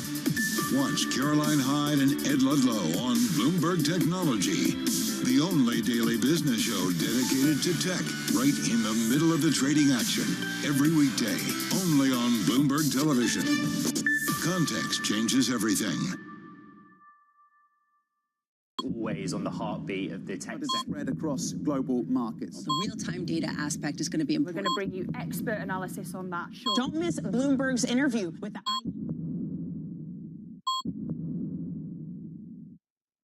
It's a multi-trillion-dollar industry. We'll show you what's happening in ETFs like no one else. Bloomberg ETF IQ, only on Bloomberg.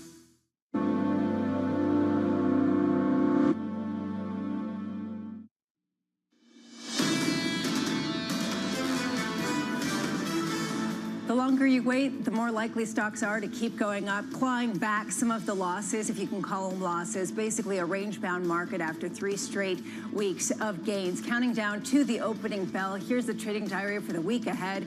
After the closing bell, Toll Brothers and Oracle reporting earnings. Tuesday, OPEC holding its year-end conference and auctions. Wednesday, CPI plus results from Macy's and more auctions. Thursday, PPI and another round of jobless claims and more auctions, plus an ECB rate decision as well as Costco earnings. Coming up tomorrow, don't miss this. Peter Scheer of Academy Securities, Jill Carey Hall of Bank of America, Emily Rowland of John Hancock, and Port of Los Angeles Executive Director Gene Soroka as we finish up the year, as we head into CPI. Danny, what are you watching? I'm just watching the enthusiasm that we have for this market, and considering guests today, enthusiasm but geopolitical risk, enthusiasm but policy risk for 2025. You can be bared up, but people are giving themselves kind of an out to say, it might not all be sun and roses. Yeah, and they have every reason to, especially these Bank of America surveys saying 30% of respondents are nervous about geopolitics. Well, look at the events over the weekend. We are seeing shifting narratives when it comes to the Middle East and what is also going on in Russia. Yeah, massive changes, as we just heard from Norman Rule, just basically overturning the classic order that we have seen in the Middle East. This was Bloomberg Surveillance. Thank you for choosing us. We will be back tomorrow from auctions, lots of them. Have a good day.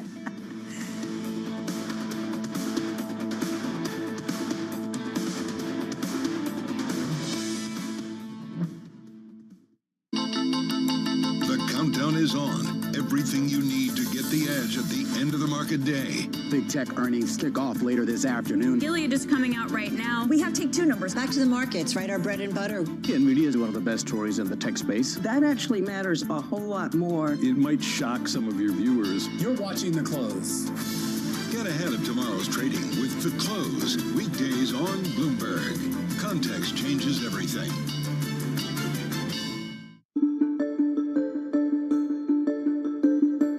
What prompted you to want to get out of just doing surgery to be an administrator and a hospital leader? Watching others who did it well. I had a dean who recruited me from Birmingham, Alabama to Minneapolis, Minnesota, which is a big jump to convince me to move my family. I realized over time that my training as a surgeon brought a set of credible things to the table. One, if surgeons have a measure of emotional intelligence, not much of our training reinforces that. It reinforces skill, not necessarily emotional intelligence. But if a surgeon has some self-awareness and emotional intelligence, what they bring to the table of leadership are 3 fundamental things. Number 1, they do everything in teams. Their operations, their patients they see is all team focused.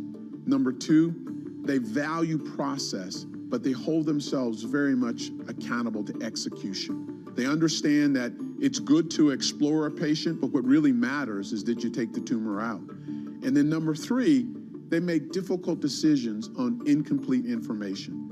Those things I realized that I could bring to the table as a leader if I had a sort of a passion for working with people and had some sense of self-awareness.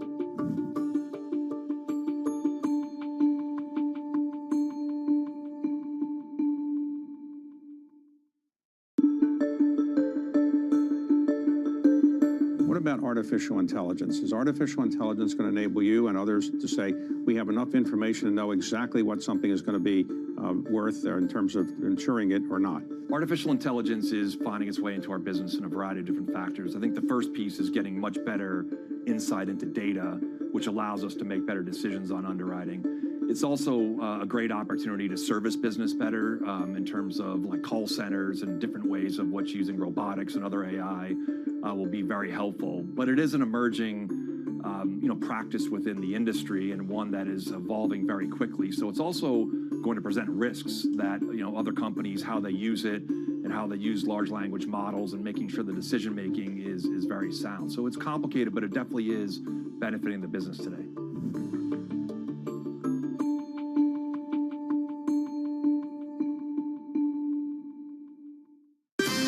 Up-to-the-minute geopolitical news whenever and wherever it happens. I'm Stephen Engel at the Forbidden City in Beijing, and this is Bloomberg. All right, we are looking at no change, as has become the norm lately at the beginning. 30 minutes until the start of trading. I'm Matt Miller. And I'm Katie Greifeld. Shonali Bassick on assignment, and Bloomberg Open Interest starts right now.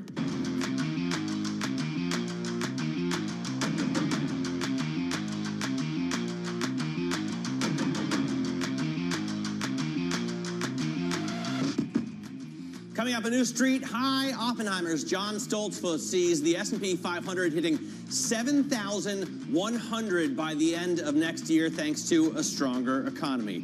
And NVIDIA draws scrutiny out of China. They're opening an investigation into the U.S. chip maker over potential anti-monopoly law violations. Plus, we've got M&A news on this Monday morning. Omnicom is buying Interpublic in a deal that will create the world's largest advertising company. Let's take a look, though, right now at where markets are trading. As I said, not a lot of change in terms of futures. S&P futures are down 0.05%. NASDAQ futures off a little bit more, but not a lot of movement there, as has become the norm lately. We start out with nothing doing, and then we typically, over the last few sessions, rise to an all-time record. The U.S. 10-year yield right now up about 2 basis points, just still under 420 at 417, 418 right now, so not a lot of change there either. Do we see some individual movement today? We do, and it's a good thing that we're so exciting and interesting. That little change on the S&P 500, we can still make it worth watching, but let's look at the micro here, because you have NVIDIA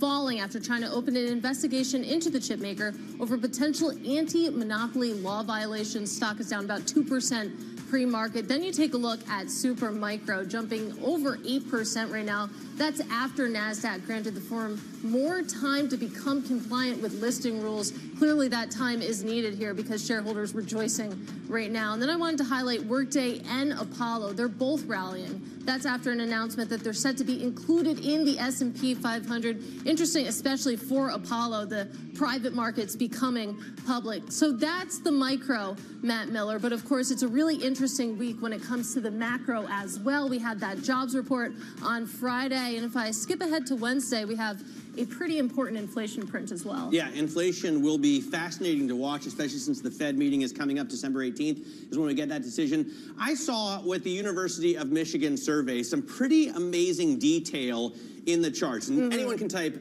anyone with a Bloomberg can type WSL election and find some really interesting tidbits. For inflation expectations going forward 1 year, Republicans, after Donald Trump was elected, dropped their inflation expectations. Now they only expect 1.3%. Democrats surveyed expect 3.2% inflation. Yeah. So this polarization, which I believe is a special word this year, is really evident in the University of Michigan survey. It's fascinating. Of course, we broke those numbers, and overall, the one-year inflation expectations rose. But to see it boiled down that way by, of course, political party really tells you quite an interesting story. But what it means for markets, we'll see there. Of course, you have these expectations, inflation worries coming through, but we have a new biggest bull on Wall Street. That's what I was going to say. Like, it's okay, I guess, if prices rise, as long as, you know, assets rise as well, because then you can afford. The price of the S&P 500 inflates as well. But we're talking about John Stoltzfus, of course, at 7,100. That's a gain of about 17% from here, which would be pretty remarkable given that we're up 20% in 2024. Yeah, it's been absolutely massive. Let's talk to Cole Smead about this. He is the CEO of Smead Capital Management, normally in Arizona, joins us here on set. We're thrilled to have you here again. Good to be here. Cole, thanks for joining us. What do you think about, so another new bull? It's actually not surprising. I come in every morning expecting someone to have raised his or her target. Yeah. And we're up almost 30% now, year to date, after like a 25% gain last year. So can this continue? Well, so you mentioned the Michigan surveys. Go look at the Consumer Confidence Board. They're out, polling on, how enthusiastic you're about the stock market, and we're at all-time highs on that too. So, the question is this the real world? Okay, the real world supposedly is where everyone puts money into the stock market, and they all get rich no matter what. Okay, it doesn't matter what government funding problems we have, which we do. I think Besant's talking about getting to 3%, deficit in 4 years. Okay. And so what I find really interesting right now is, why is Yellen going shorter on the curve when she goes out to fund? Why are we still spending money like drunken sailors on leave? And effectively, the stock market's saying, who cares?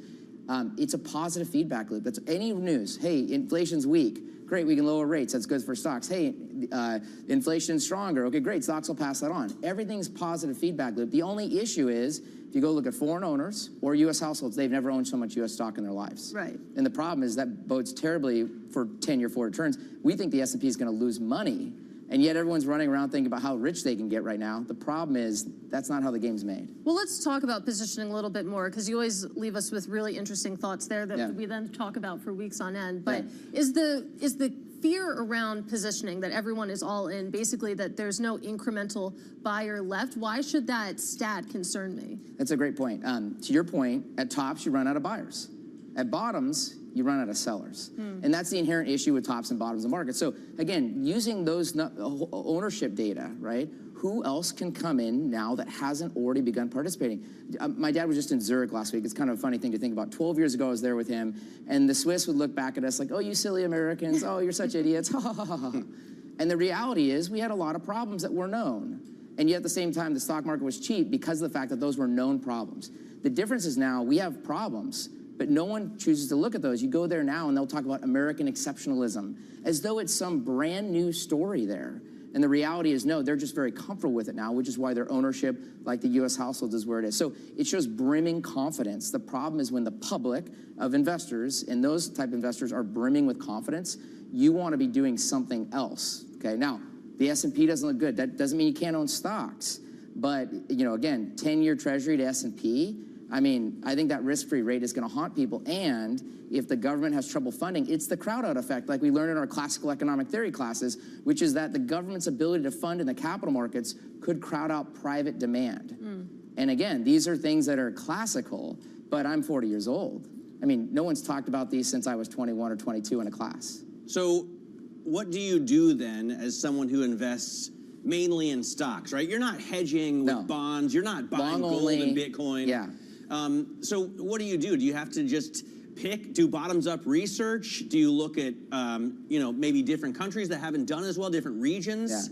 Yeah. You got to care about what you own versus just trying to be broadly invested and trying to get rich in stocks. Okay, and again, that's just a different game. So to your point, Matt, it's like Wee Willie Keeler. Hit it where they aim. So where is the index not today? Whether we're talking, MSCI World or, S&P 500, it's not in energy. Here we sit, everyone's really worried about supply and demand dynamics and whatnot. What is Chevron saying last week? Hey, we're cutting CapEx AKA we're being very stringent on the capital we use. What does that argue? We're probably not going to grow production in America. We've been the largest non-OPEC plus grower from a 20-year perspective, full stop. Yeah. The difference is, as you look at CapEx in the space, it's dwindling. And the question is, who's going to be the marginal supplier? The economy continues to grow globally, despite all these problems we do have that are real. At the same time, where's the marginal barrel going to come from? We were that marginal barrel. And look at the allocation of capital to the space the last 3-4 years. It's so starved that we can't produce the barrels because there's no money there. Wall Street's not raising money there. Look where they are. It's a completely different framework. So a strong economy is what we do have based on what's going on with the federal government, though. Okay? That we inherently have a strong economy because we're spending a lot of money. That's going on a lot of places. So we look at the bet as from a bigger picture perspective. What's economically sensitive that people begin to fear for some reason or other? Think of banks a little over a year ago. Oh, economic sensitivity, we got problems. What happened? Great place to go hunting and fishing. You made really good money as you played that coming back. Let's talk about the energy names a little bit more, because when you think about the broader oil market, obviously it just feels like it's been so supply driven. Yeah. And I hear what you're saying that, you know, the Chevrons of the world, the U.S. isn't producing to capacity here, but you haven't seen that filter in through to, you know, the price of Prices, crude. yeah, no we're question. below $70 a barrel. We're at $68 a barrel right now. How long does it take for what you're talking about to manifest itself in the actual prices here? It's a great question, and I'll give you a quick cheat, and then I'll explain it. You got to read Doug Terreson's new book, Can't Deny It. The former Morgan Stanley oil analyst, then was at Evercore.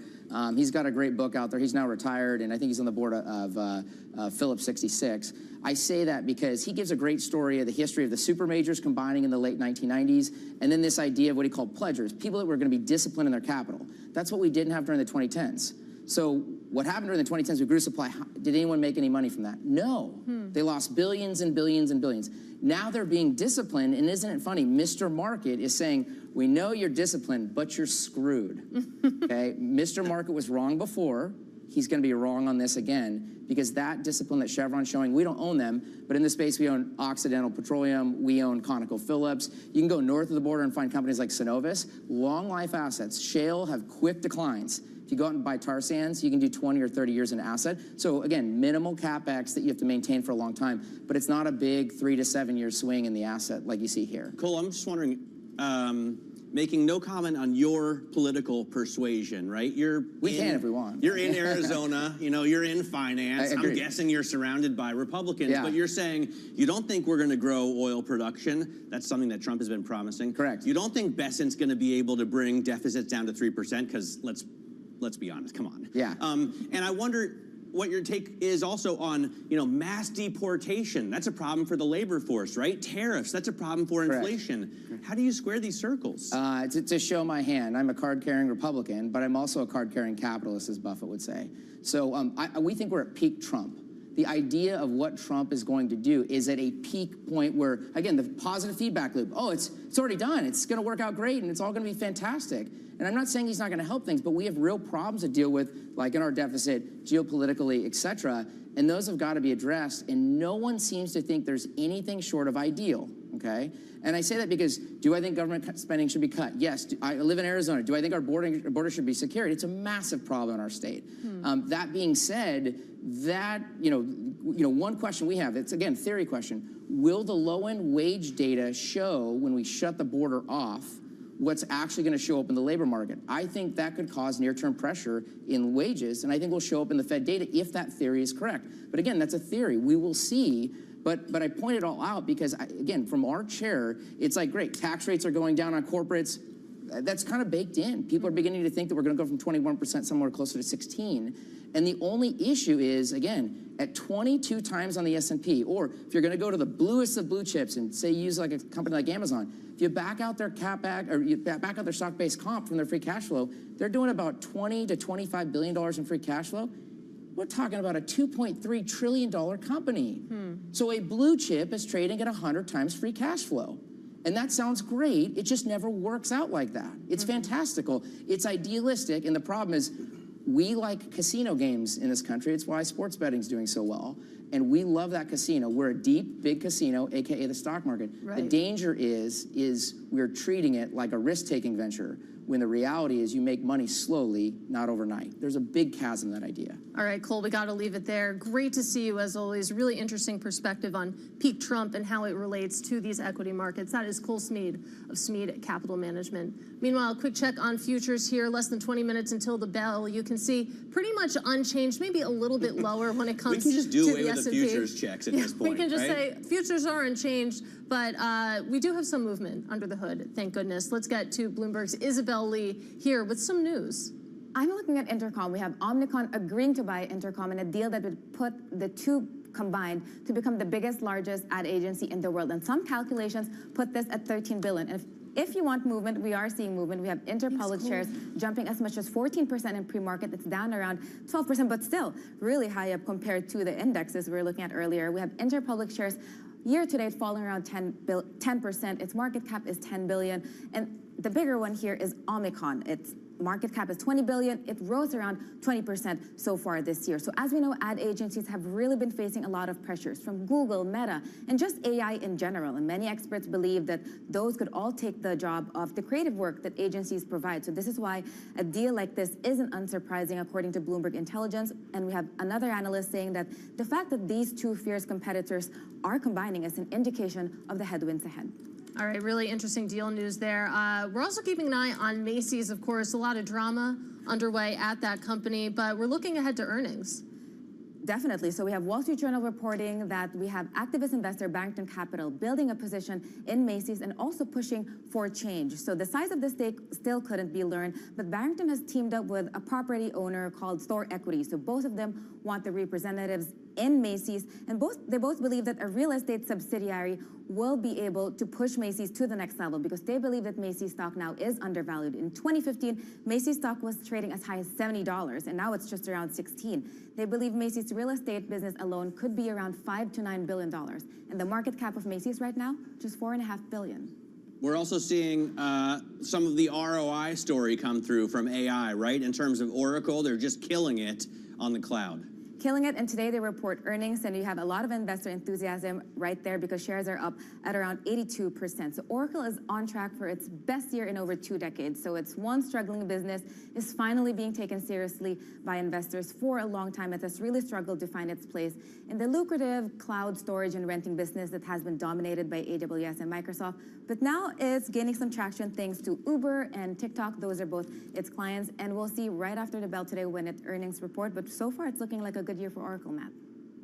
Cool. Isabel, thank you very much. Isabel Lee there talking us through some of the stock movers that we're watching this morning. Coming up, we're going to take a look at a big one. China takes aim at NVIDIA over potential anti-monopoly violations. We'll take a look at the accusations and the stock movement next. This is Bloomberg.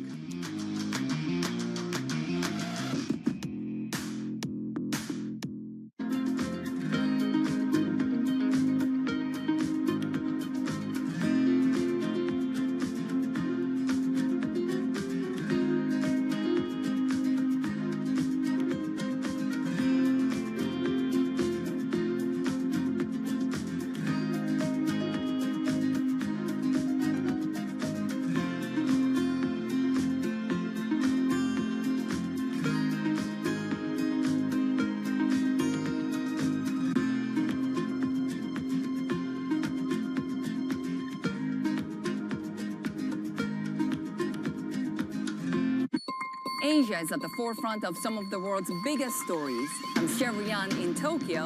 And I'm Heidi Stroud-Watts here in Sydney, where the trading day begins. We're here in the center of all the action to get you set up with the numbers, news, and knowledge you need for the day ahead. The demand is indeed recovering. We've been waiting for this moment. The opportunity of a century. Join us on Bloomberg The Asia Trade. Weekdays only on Bloomberg TV. Context changes everything. I think one of the dirty little secrets of credit is that the businesses generally don't pay you back, right? The markets pay you back, M&A pays you back. So what is the most important thing is to always make sure that the borrower is worth more than the loan. And as long as the borrower is worth more than the loan, then it might be a rocky ride, but you're going to get your money back.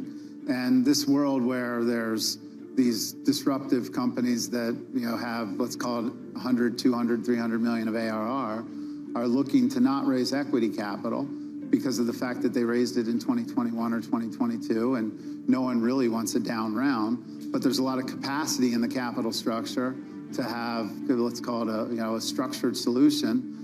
We think that there's a lot of opportunity with those businesses.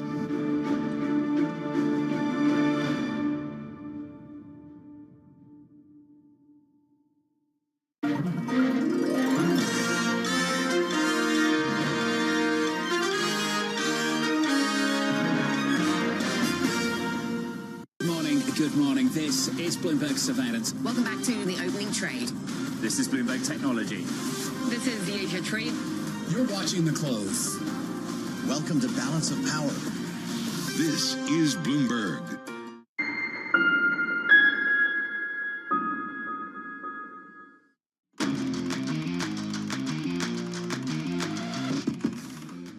Let's get out of high interest. Look at what's making headlines around the world. First off, the amazing story in Syria. The president, Bashar al-Assad, his government fell with astounding speed over the weekend. Assad fled to Russia after Islamist rebels rolled into Damascus and ended his despotic family's 50-year reign of terror. The toppling of the longtime ruler is sending shockwaves through the Middle East and will be a major blow to Russia and Iran, his main foreign backers.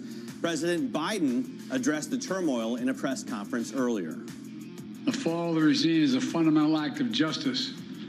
It's a moment of historic opportunity for the long-suffering people of Syria to build a better future for their proud country. It's also a moment of risk and uncertainty. We should note that the U.S. and Israel have been bombing targets in Syria. The New York Police Department is releasing new images of the suspected gunman in the killing of health insurance executive Brian Thompson, including one of him in a taxi that he used after the shooting. A gray backpack believed to be worn by the gunman was also retrieved in Central Park and reportedly contained a jacket and Monopoly money. Finally, in a move reverberating throughout the entire worldwide sports landscape, Juan Soto has decided to sign with the New York Mets, leaving the Yankees, for a record 15-year contract worth $765 million. That surpasses the total valuation of Shohei Ohtani's $700 million 10-year contract with the LA Dodgers last December. And Katie, one key to this is that Soto gets $75 million as a signing bonus, and then he gets all the money each year. So like $46 million a year for the next 15 years if he stays that long, whereas Ohtani deferred almost all of his $700 million and only gets $2 million a year. So it is a massive pay package. Yeah, it is just staggering in terms of some of the numbers that we're talking about. Almost makes me want to watch baseball. But let's talk about NVIDIA here because we're keeping an eye on shares. The stock falling after China announced a probe into the chip maker on suspicion that it broke anti-monopoly laws. Joining us now with more on the allegations, I'm pleased to say we have Mandeep Singh of Bloomberg Intelligence. So this is related to the 2020 acquisition it made of Mellanox Technologies. Shares are down over 2% right now. But give us some context. What could this potentially mean for NVIDIA?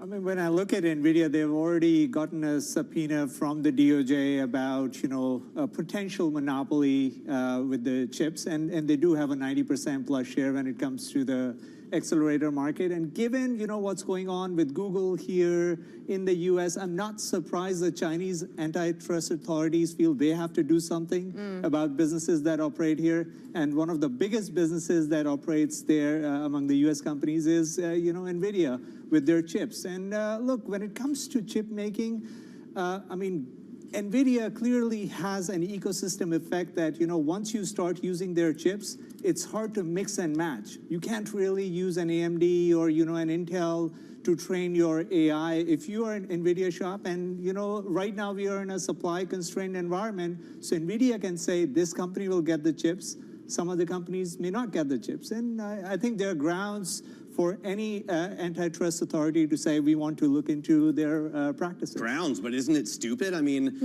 there was a great New York Times expose about how NVIDIA basically sells so many products to China, even when it's not allowed to. Yeah. What if NVIDIA just said, okay, we won't sell any more stuff to China?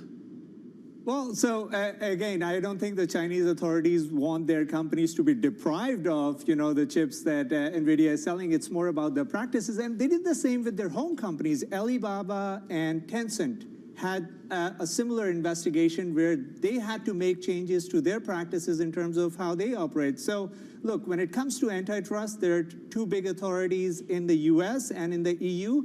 And the Chinese authority wants to send a message that they are as powerful, when it comes to these things as the other two.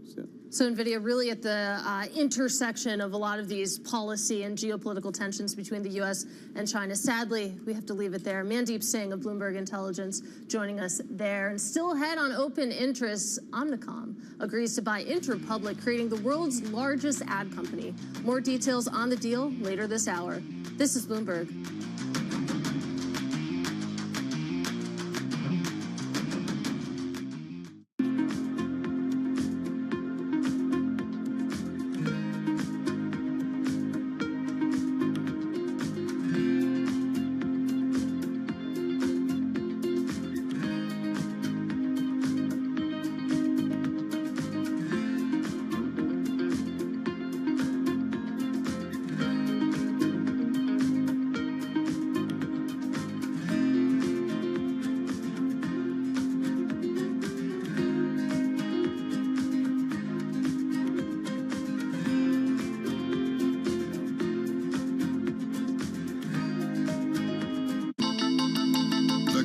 Is on. Everything you need to get the edge at the end of the market day. Big tech earnings kick off later this afternoon. Gilead is coming out right now. We have take two numbers. Back to the markets, right? Our bread and butter. NVIDIA is one of the best stories in the tech space. That actually matters a whole lot more. It might shock some of your viewers. You're watching The Close.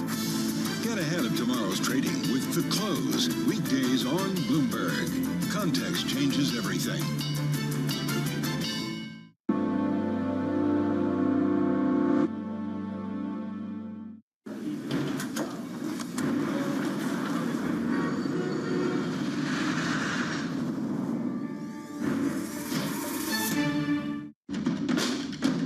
This real momentum from Wall Street. We are basically deep in the European earnings season. Take a look at how we're faring when it comes to Asian markets.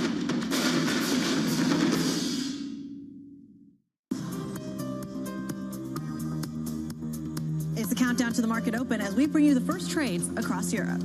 We'll debate the most important stories and what will drive the big investment decisions throughout the morning. I'm Guy Johnson.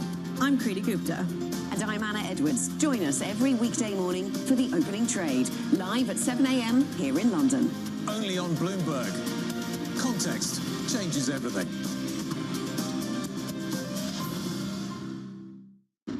As we spend some time here on the broader presidential race, let's focus in on European politics. Makes you wonder how politics might play out.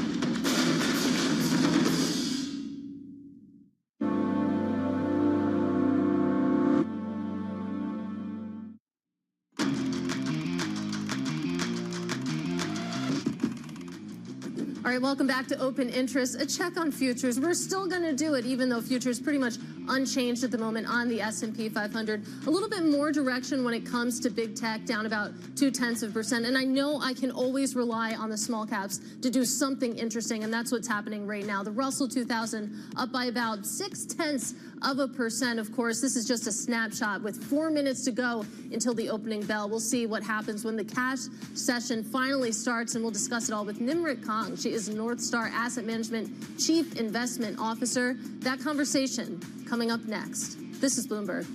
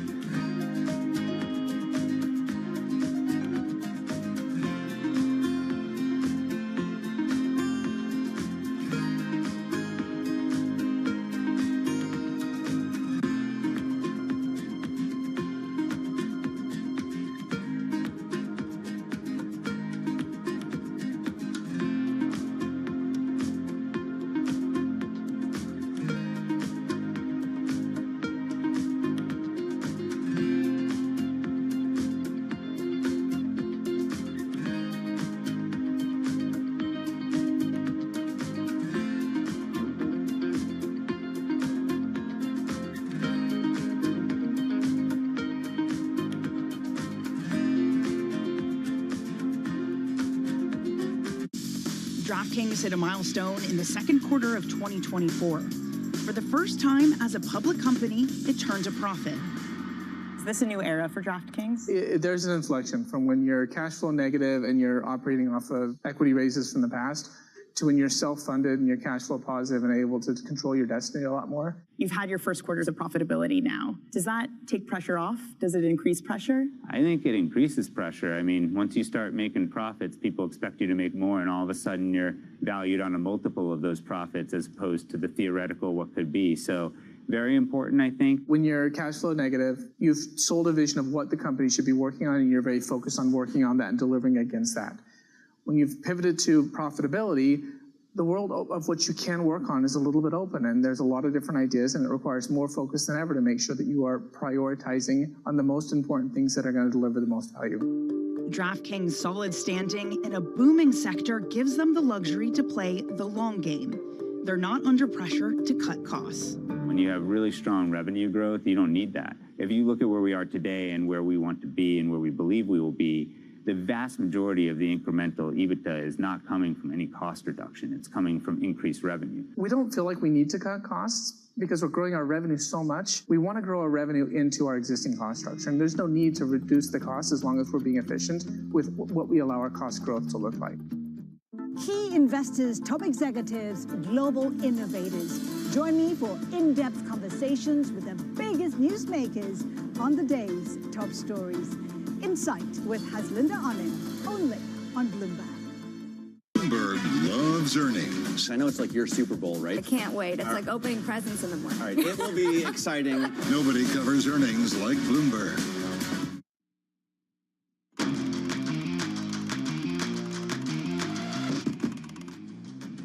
We are moments away from the start of trading on this M&A Monday. This is Bloomberg Open Interest. I'm Matt Miller. In terms of futures, not a heck of a lot going on, but we've seen over the past few sessions that we start out like this and then make big moves in the afternoon. The NASDAQ futures also down 0.2%. Russell futures up 0.6%. A little bit of that momentum, a little bit of that shift happening. You hear the bell and see it on the New York Stock Exchange. They have Ashland ringing it there. I think this is fascinating. PTC down at the NASDAQ market site. They do CAD software. Would seem uninteresting, right? They're celebrating their 35th anniversary of listing. They have outperformed massively the S&P 500 and the S&P 500 infotainment index, or whatever we call it, the technology index. They're up like 11,000%. So they've done very, very well, and that celebration is deserved. We should have them on the show on Open Interest. Yes. Because that is very hard to do, to outperform the S&P 500, at least over time. Because today, not much going on, as Matt said. We do have more direction right at the open here. You can see the S&P 500 down 0.2%. The NASDAQ 100 down 0.4%. For the S&P 500, we're coming off of 3 straight weeks of gains. We know that we're close to all-time highs. This is the best year in 6 years, so maybe a little bit of a breather right now. The Russell 2000, though, as Matt highlighted, more movement in the small caps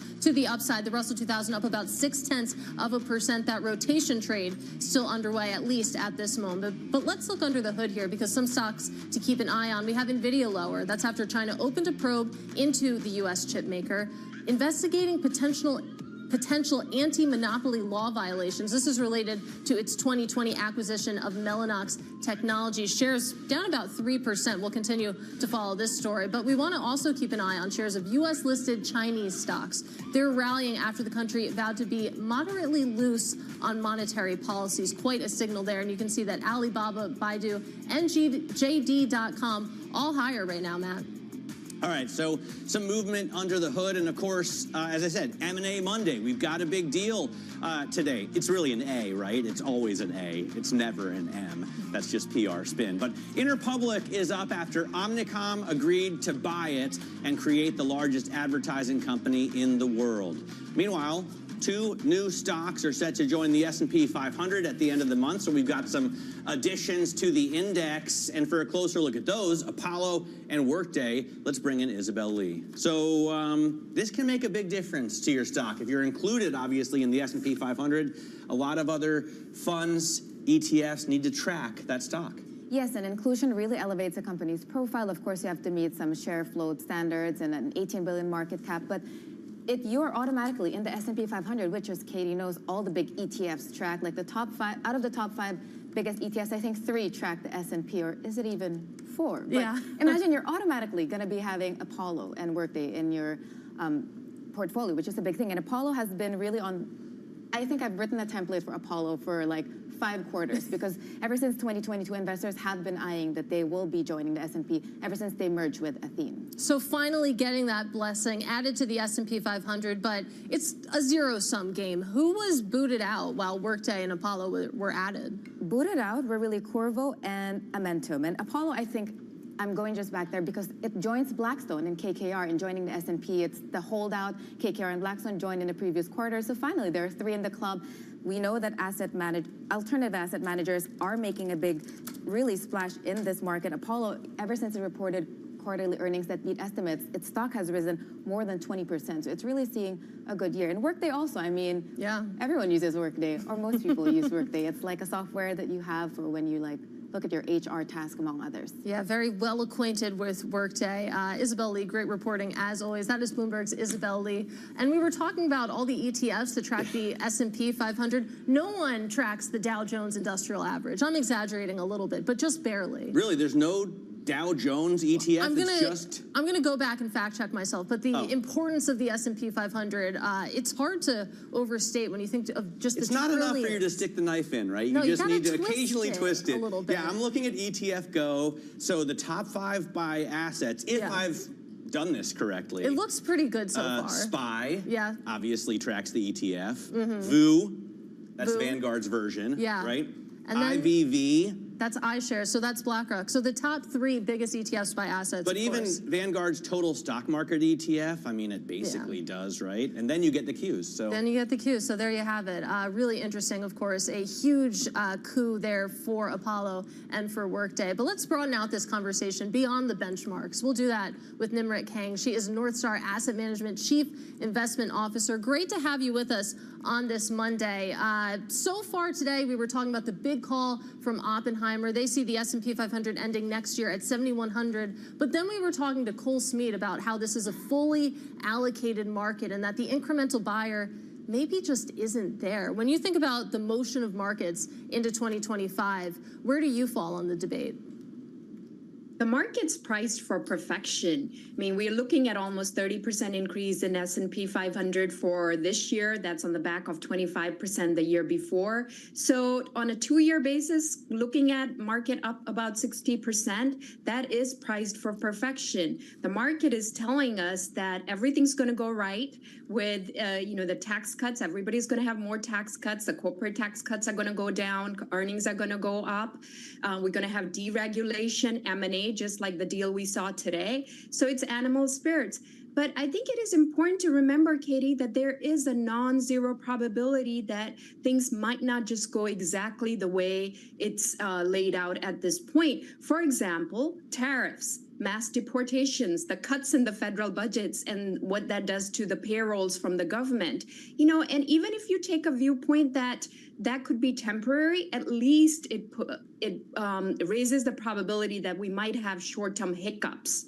And, intra-year, every year, we usually see 14% on average declines in the market since 1980. So we would be cautious going into 2025 and just taking, leaving a little bit of dry powder aside to be able to take advantage of those opportunities. Yeah, I mean, we were having an interesting conversation with Cole Smead about, just who is left to buy stocks anyway. I mean, even if you don't have any negative results from tariffs, mass deportations, even if we don't slash budget and government spending to the point where it doesn't grow the economy anymore, what money is left to buy these stocks if U.S. households, institutions, and international investors are all fully invested? Where does the cash come from?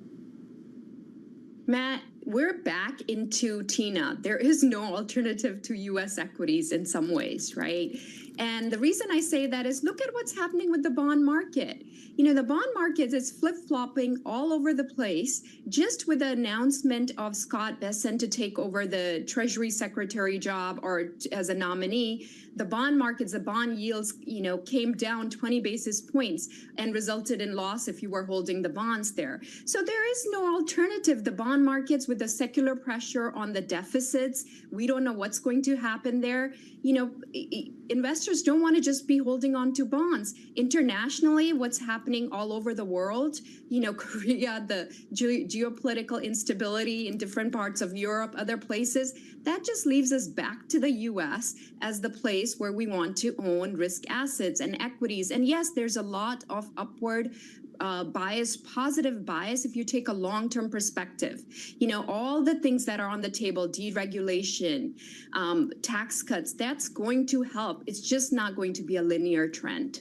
I'm so glad that you bring up the bond market. I want to talk about that a little bit more and where it fits in a holistic portfolio, because yes, yields are relatively high right now. You can look at the 10-year Treasury yield and say that looks pretty good relative to recent history, but just the volatility coming from the bond market, it's not exactly this portfolio ballast like it has been in the past. And I just wonder how you think about that, Nimrit.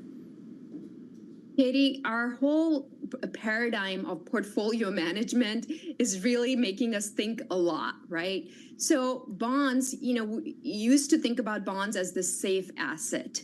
And 2020 showed us, well, nothing's safe, especially when the Fed starts to raise interest rates. So we saw first one of the bigger magnitudes of declines in the bond markets. Bonds do definitely have a role in the portfolio, but that's not your growth asset.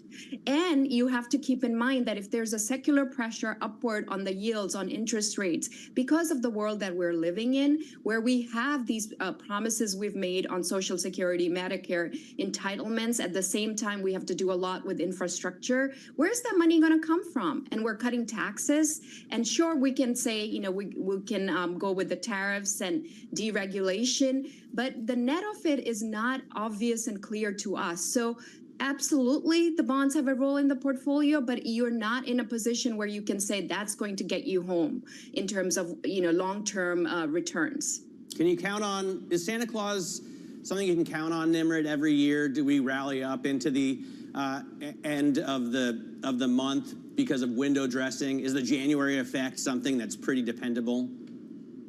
Well, the Santa always shows up, Matt. So we're going to go with that. The momentum and the trend is pretty strong. We're not into the short-term timing, but you know, the odds and the probabilities are so skewed that we're going to finish strong this year and then deal with some of the aftermath of that into early months of 2025, we think. All right, Santa Claus is real. You heard it here first. Nimrit Kong of North Star Asset Management. Always great to speak with you. Thank you for joining us. Now, coming up, two advertising giants join forces to create the largest ad company in the industry. We'll have the details on the deal next. This is Bloomberg.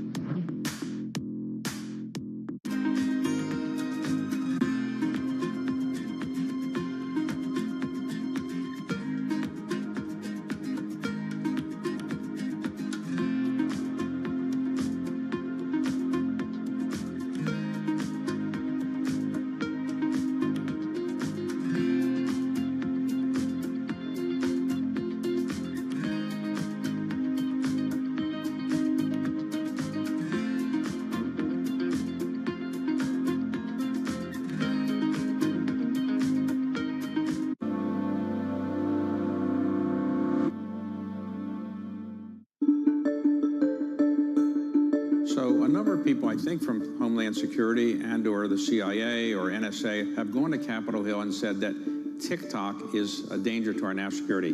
But the public hasn't been given that much detailed information about what the threat is. How much of a threat to our national security is TikTok? The People's Republic of China acts adversely to the interests of the United States in different ways. One of those ways is through the dissemination of disinformation, the intentional communication of false statements. And TikTok is an extraordinary avenue through which to disseminate disinformation to millions and millions of people.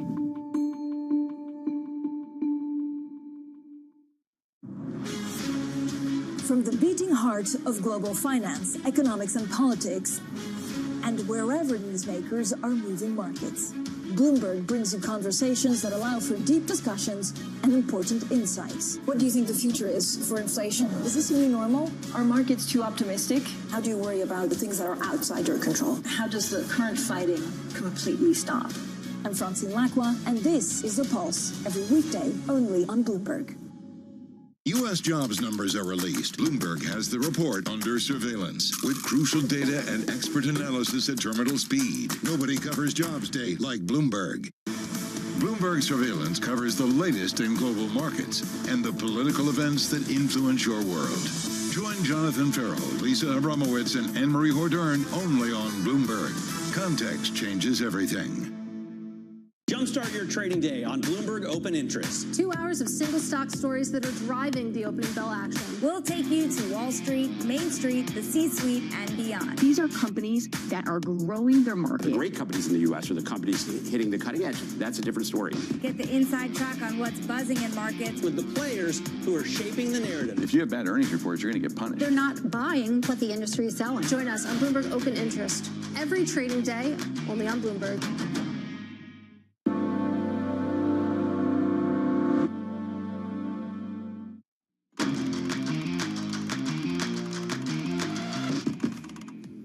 All right, it's time now for our top calls. Some of the analyst action in focus this morning. And first up, Advanced Micro Devices no longer a buy at Bank of America. The firm is downgrading the chipmaker to neutral, citing competitive risks. Analysts saying that there's an increasing preference for custom chips made by Marvell Technology and by Broadcom. Next up, we have Reddit getting upgraded to a buy at Morgan Stanley. The analyst is also tripling his price target, taking it from the lowest to the highest on the street. He admits he missed the boat on Reddit's IPO gains, but feels that there is still time to jump on board. Shares up almost 5%. And finally, Tesla's price target getting raised at Bank of America on confidence in its growth prospects. The higher target comes after the analyst visited the company's Gigafactory in Austin. Deutsche Bank also raising its price target on Tesla today to $370. Shares up about 2%. At one point, it hit the highest since, I think, November 2021, Matt. All right, Tesla is doing very well. Not back to an all-time high quite yet, but definitely recovering from that massive slump we had at the end of 2021 and into 2022. Let's talk about M&A, because it is Monday and because we're looking at a new superlative. Two rivals have joined forces to create the world's largest advertising company. Omnicom Group agreed to buy Interpublic in this deal that was announced at 7:30 a.m. New York time. It's seen as a response to the rise of AI, which could replace some of the creative work done by agencies. For more on the deal, we're joined by Bloomberg's Leanna Baker. And I was looking through for a total deal value. Didn't quite pin it down, but I saw there's going to be synergies. And who doesn't love synergies, right? It's an all-stock deal, so it's going to be worth about $13 billion, not including debt. With debt, it'll be worth even more. The companies did say there's $750 million in synergies, but it makes sense. These companies directly compete, and they will be able to cut down, I'm sure, on some costs, being Firing together. people, basically. They're going to get rid of people's That's jobs. the positive story around it. But you said they'll be the largest company as a media agency and in advertising. So Publicis and WPP are the companies that'll be most directly affected by this merger because they'll now have a bigger competitor to deal with. I want to talk about what this says about the industry, because you had a Moffett-Nathanson note saying that basically this is an indication that the ad agencies need to cut costs and reduce capacity. Is there anything we can extrapolate out about the health of the broader industry from this deal? As you know, the media landscape has been changing for a long time with legacy media, and these companies have evolved to use data and technology to do their media buying, but certainly they need to do more. The big tech giants are now, more of a threat to some of their business, so that's why you're seeing this. And there hasn't been consolidation in the space for a while, so this could lead to follow-on deals. Vivendi has announced that Havas would be spun off, for example. So we'll be looking to see what else could happen in this space now that we see this mega merger happen. It's interesting to view this acquisition as a response to the rise of artificial intelligence. And I just wonder, in your role as head of the deals team here, how often have you seen that? Is it starting to be, you know, a real driver for transactions? We haven't seen it yet. We have seen that banks are changing maybe how they cover companies or investment banking clients with the rise of AI. But in terms of the media landscape, this is sort of one of the first, I would say, directly in response to AI. But that has to do with creative tools and how these agencies, you know, make their material and commercials, something that's been really changing over time. Let's talk about the antitrust component here a little bit more. Of course, this is a mega merger, mega acquisition, whatever you want to call it. It's big, theoretically. Do we see any hurdles here getting through this acquisition? For sure. There's always antitrust risk when you have direct competitors coming together, but we are expecting a looser regulatory environment under the incoming administration. So that's definitely could have to do with the timing here.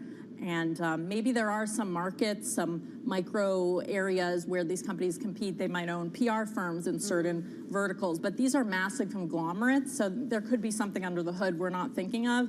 But in terms of how the landscape is changing, I'm sure the companies will argue that they're better together.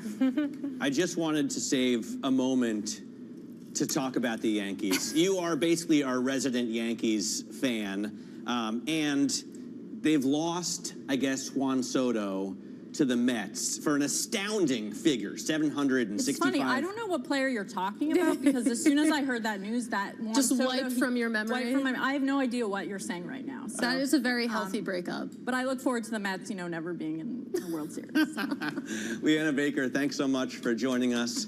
Leanna organized a Yankees trip. Yeah, I missed that one, but I assume you had a lot of fun. I hope we do it again, because it was awesome fun. Maybe the Mets this time. Yeah. Coming up, Blackstone running into resistance down south over a planned data center. We'll take a look at that fight in our Wall Street beat. This is Bloomberg.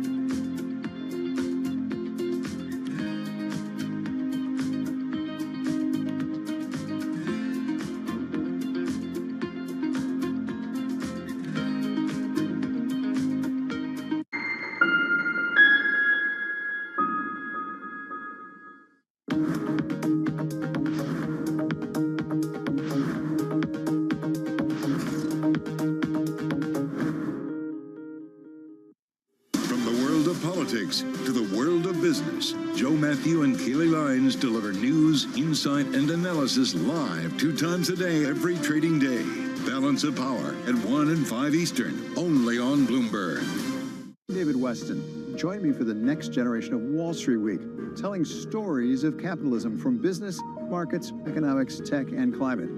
Each week, we'll go on the road for a look at what lies behind the headlines of today, and what will likely be the headlines tomorrow. Above all else, it's a mission. Done nothing but grow immensely. To me, that's an extraordinary sign. We can be the change that we want to see. Watch the all-new Wall Street Week. More than what you need to know, it's what you need to think about. Get your fixed income fix. Half an hour dedicated to fixed income. Watch Bloomberg Real Yield. Context changes everything.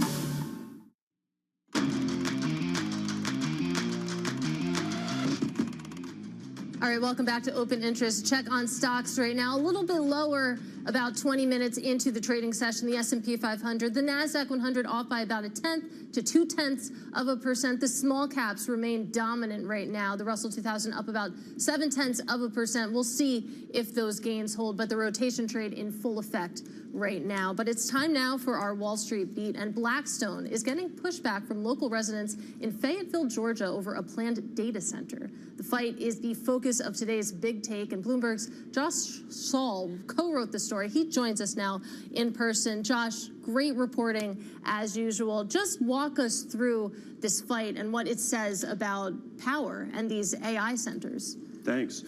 I mean, some people say we're in the fourth industrial revolution, and that means building a lot of stuff. In this case, it means building a big data center.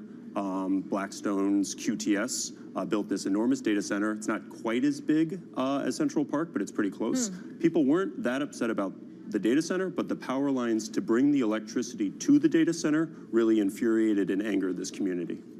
One of the things that happened in the Industrial Revolution is a lot of people got killed. The workers mainly, and other people made a lot of money. It seems like that sort of balance is coming back here, right? The power goes to the AI data center also before it goes to the people that need it. Yes, no deaths yet, but people really, really angry. What we're seeing here is that the amount of electricity needed is as much as 1 million homes.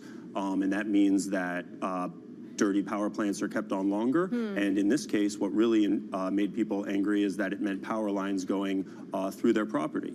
Local officials felt like they didn't have knowledge of what was going to happen beforehand until Georgia Power, the local utility, workers were knocking on doors saying, we'd like to purchase an easement on your land, which basically means we'd like to pay you somewhere $10,000, $100,000 to build a huge transmission line through your yard. So you focus on Fayetteville, Georgia in this big take, but I have to imagine that a similar fight is probably playing out in other parts of the U.S., potentially other parts of the world, because people up and down Wall Street will tell you that AI is the future, and this demand isn't seemingly going to go away. 100%. QTS, the Blackstone-owned company, they have a footprint of $50 billion in data centers, and their prospective pipeline is $50 billion more. This area in Georgia is not even one of the data center hotspots. It's not. It's not in Northern Virginia. It's not a data center alley. So yes, coming across the country. And the way I wanted to explain it is I wanted to use an analogy. Imagine your hometown, and imagine all of a sudden there's twice as many cars, or 10 times as many cars. That's what happens when a big data center comes, because it means that there's 10 times as much electricity being used. That many more cars means you need a lot more roads, and you need a lot more gas stations. Same thing when you build a big data center, you're going to need a lot more power lines, and you're going to need a lot more electricity, which means a lot more power plants. Is there any benefit, though? You think about all those cars, they're carrying people who I assume have moved to the town, and there must be some sort of economic benefit there, right? We all use data centers every day, everything we do. One example a data center developer used to me, I'd had a baby recently, and he was like, you know, every medical test that was run on your wife, that was run on the baby, that pinged on the doctor's phone, that all went through a data center, one of ours, one of the ones nearby in Virginia.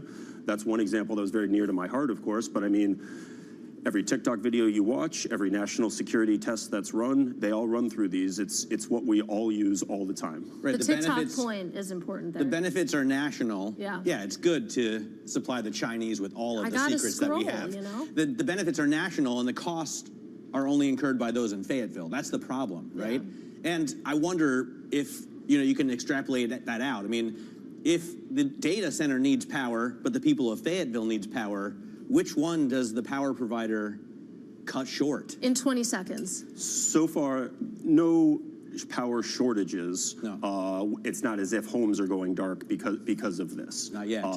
It's more that the data center itself needs a lot of power, and that's causing a lot of turmoil in places like this. Josh, it's a great story. I recommend everyone check it out. You can see it on Bloomberg.com. You can see it also if you have a terminal. Just type NI Big Take. That's Bloomberg's Josh Saul. He helped write the story. Coming up in the next hour, we're going to count down to the CPI report with Sarah Wolf of Morgan Stanley and talk about the IPO pipeline with Jeff Thomas over at the NASDAQ.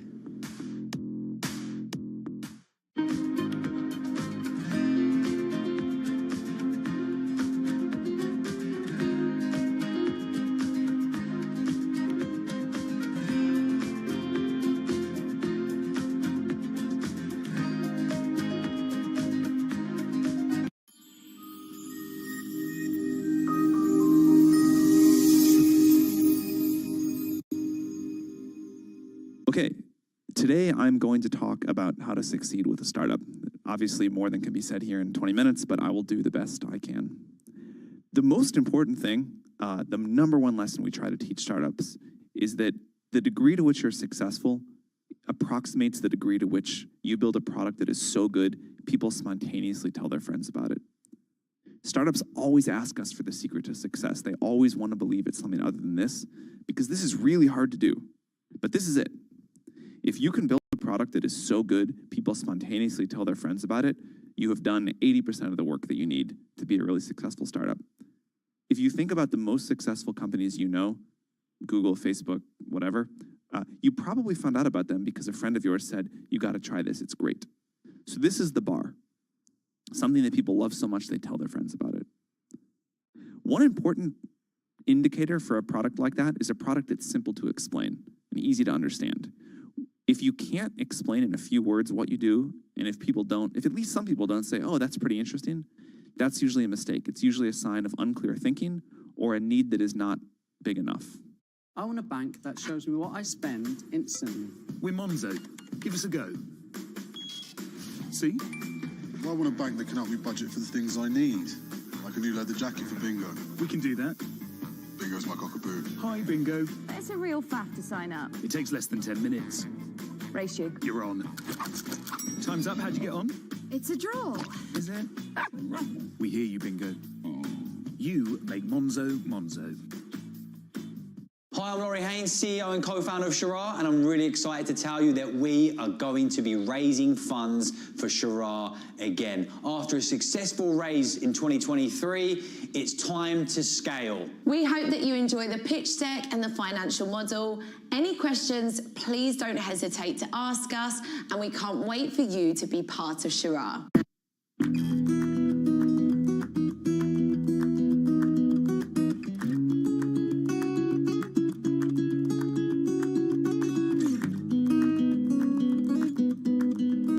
I will show you how to get the best funding for your startup idea. Let's get started. Here's the deal. If you have an amazing startup idea and need funds to fuel it, we're here to help. Simply send us a video where you explain your idea. Make it clear, concise, and compelling. Hook us in with your passion and vision. Don't forget to include your contact details so investors can reach out directly. This is your chance to shine and get your idea in front of people who can make it a reality. Imagine turning your startup dream into a thriving business. It all starts with that one simple step. So what are you waiting for? Grab your phone, hit record, and let your idea fly. The future of your startup could be just one video away. Remember, be clear, be passionate, and most importantly, be you. We can't wait to see what you've got. Let's get funded now. 24 years ago, correspondent Jerika Duncan has details on our top story. In a statement, Carter responded to the allegations and lashed out at Doe's attorney, Tony Busby, calling him a fraud and stating, "I will not give you one red penny, and these allegations are so heinous in nature that I implore you to file a criminal complaint, not a civil one. Whomever would commit such a crime against a minor should be locked away." A day after rebels ousted Bashar al-Assad, exiled Syrians around the world are hoping to return. Among them, writer Saoud Al-Dara, who's been living in Ireland. There is finally a possibility to go back home. The White House is sending the president's national security advisor to the region, correspondent Cammie McCormick. Jake Sullivan's visit comes amidst the changing landscape in the Middle East, with a lot of focus now on Syria and Bashar al-Assad's departure. We have been part of a broader effort to weaken Assad's backers. Russia is weaker, Iran is weaker, Hezbollah is weaker. Sullivan said Assad's weapons of war are a top U.S. priority. We have a high priority on making sure that we are protected and our friends against the use of chemical weapons. Israel has already begun striking weapons storage sites in Syria. Cracker Barrel is apologizing after a group of Maryland students with disabilities was denied service at a restaurant in Waldorf. Stacey Campbell's son, who has autism among them, she wants to know, how are they going to ensure that their discriminatory practices, are no longer happening. The school trip was part of a community instruction program that helps kids with disabilities use what they learn in the classroom in real-life settings. New snapshot of what people think about healthcare coverage. CBS's Jim Krasula. 62% of U.S. adults, the highest percentage in more than a decade, say it's the federal government's responsibility to make sure all Americans have health care coverage. That's according to a new Gallup poll. That figure had slipped to 42% in 2013 during the troubled rollout of the Affordable Care Act. The leader in Golden Globe nominations. Carla Sofia Gascon, Emilia Perez. Netflix movie about a Mexican drug lord who undergoes surgery to transition to a female. It gets the most nods with 10. The Brutalist next with 8. Shut out. The Joker is... Lady Gaga, Joaquin Phoenix, and the Joker, Folie à Deux. The Dow is down 5 points. This is CBS News.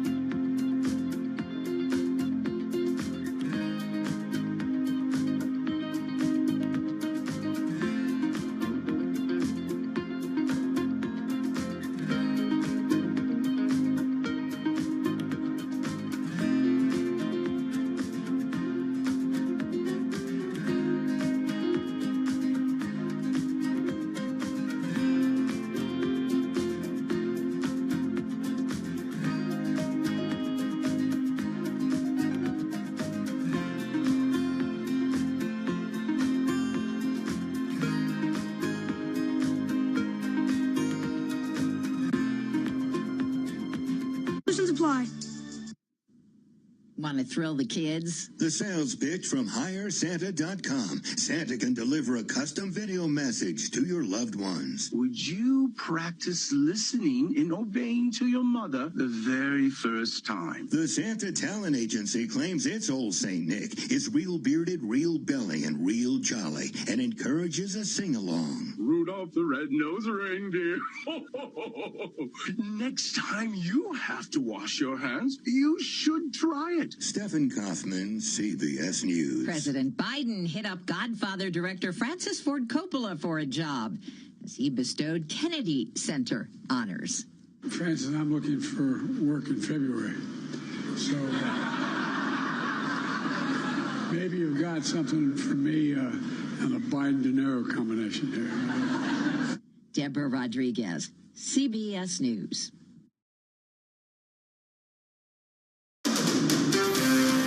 This is Bloomberg Intelligence with Alex Steele and Paul Sweeney. The real outperformance has been the U.S. corporate high yield. Are the companies lean enough? Have they trimmed all the fat? The semiconductor business is a really cyclical business. Breaking market headlines and corporate news from across the globe. Do investors like the M&A that we've seen? These are two big-time blue-chip companies. The window between the peak and cut changing super fast. Bloomberg Intelligence with Alex Steele and Paul Sweeney on Bloomberg Radio.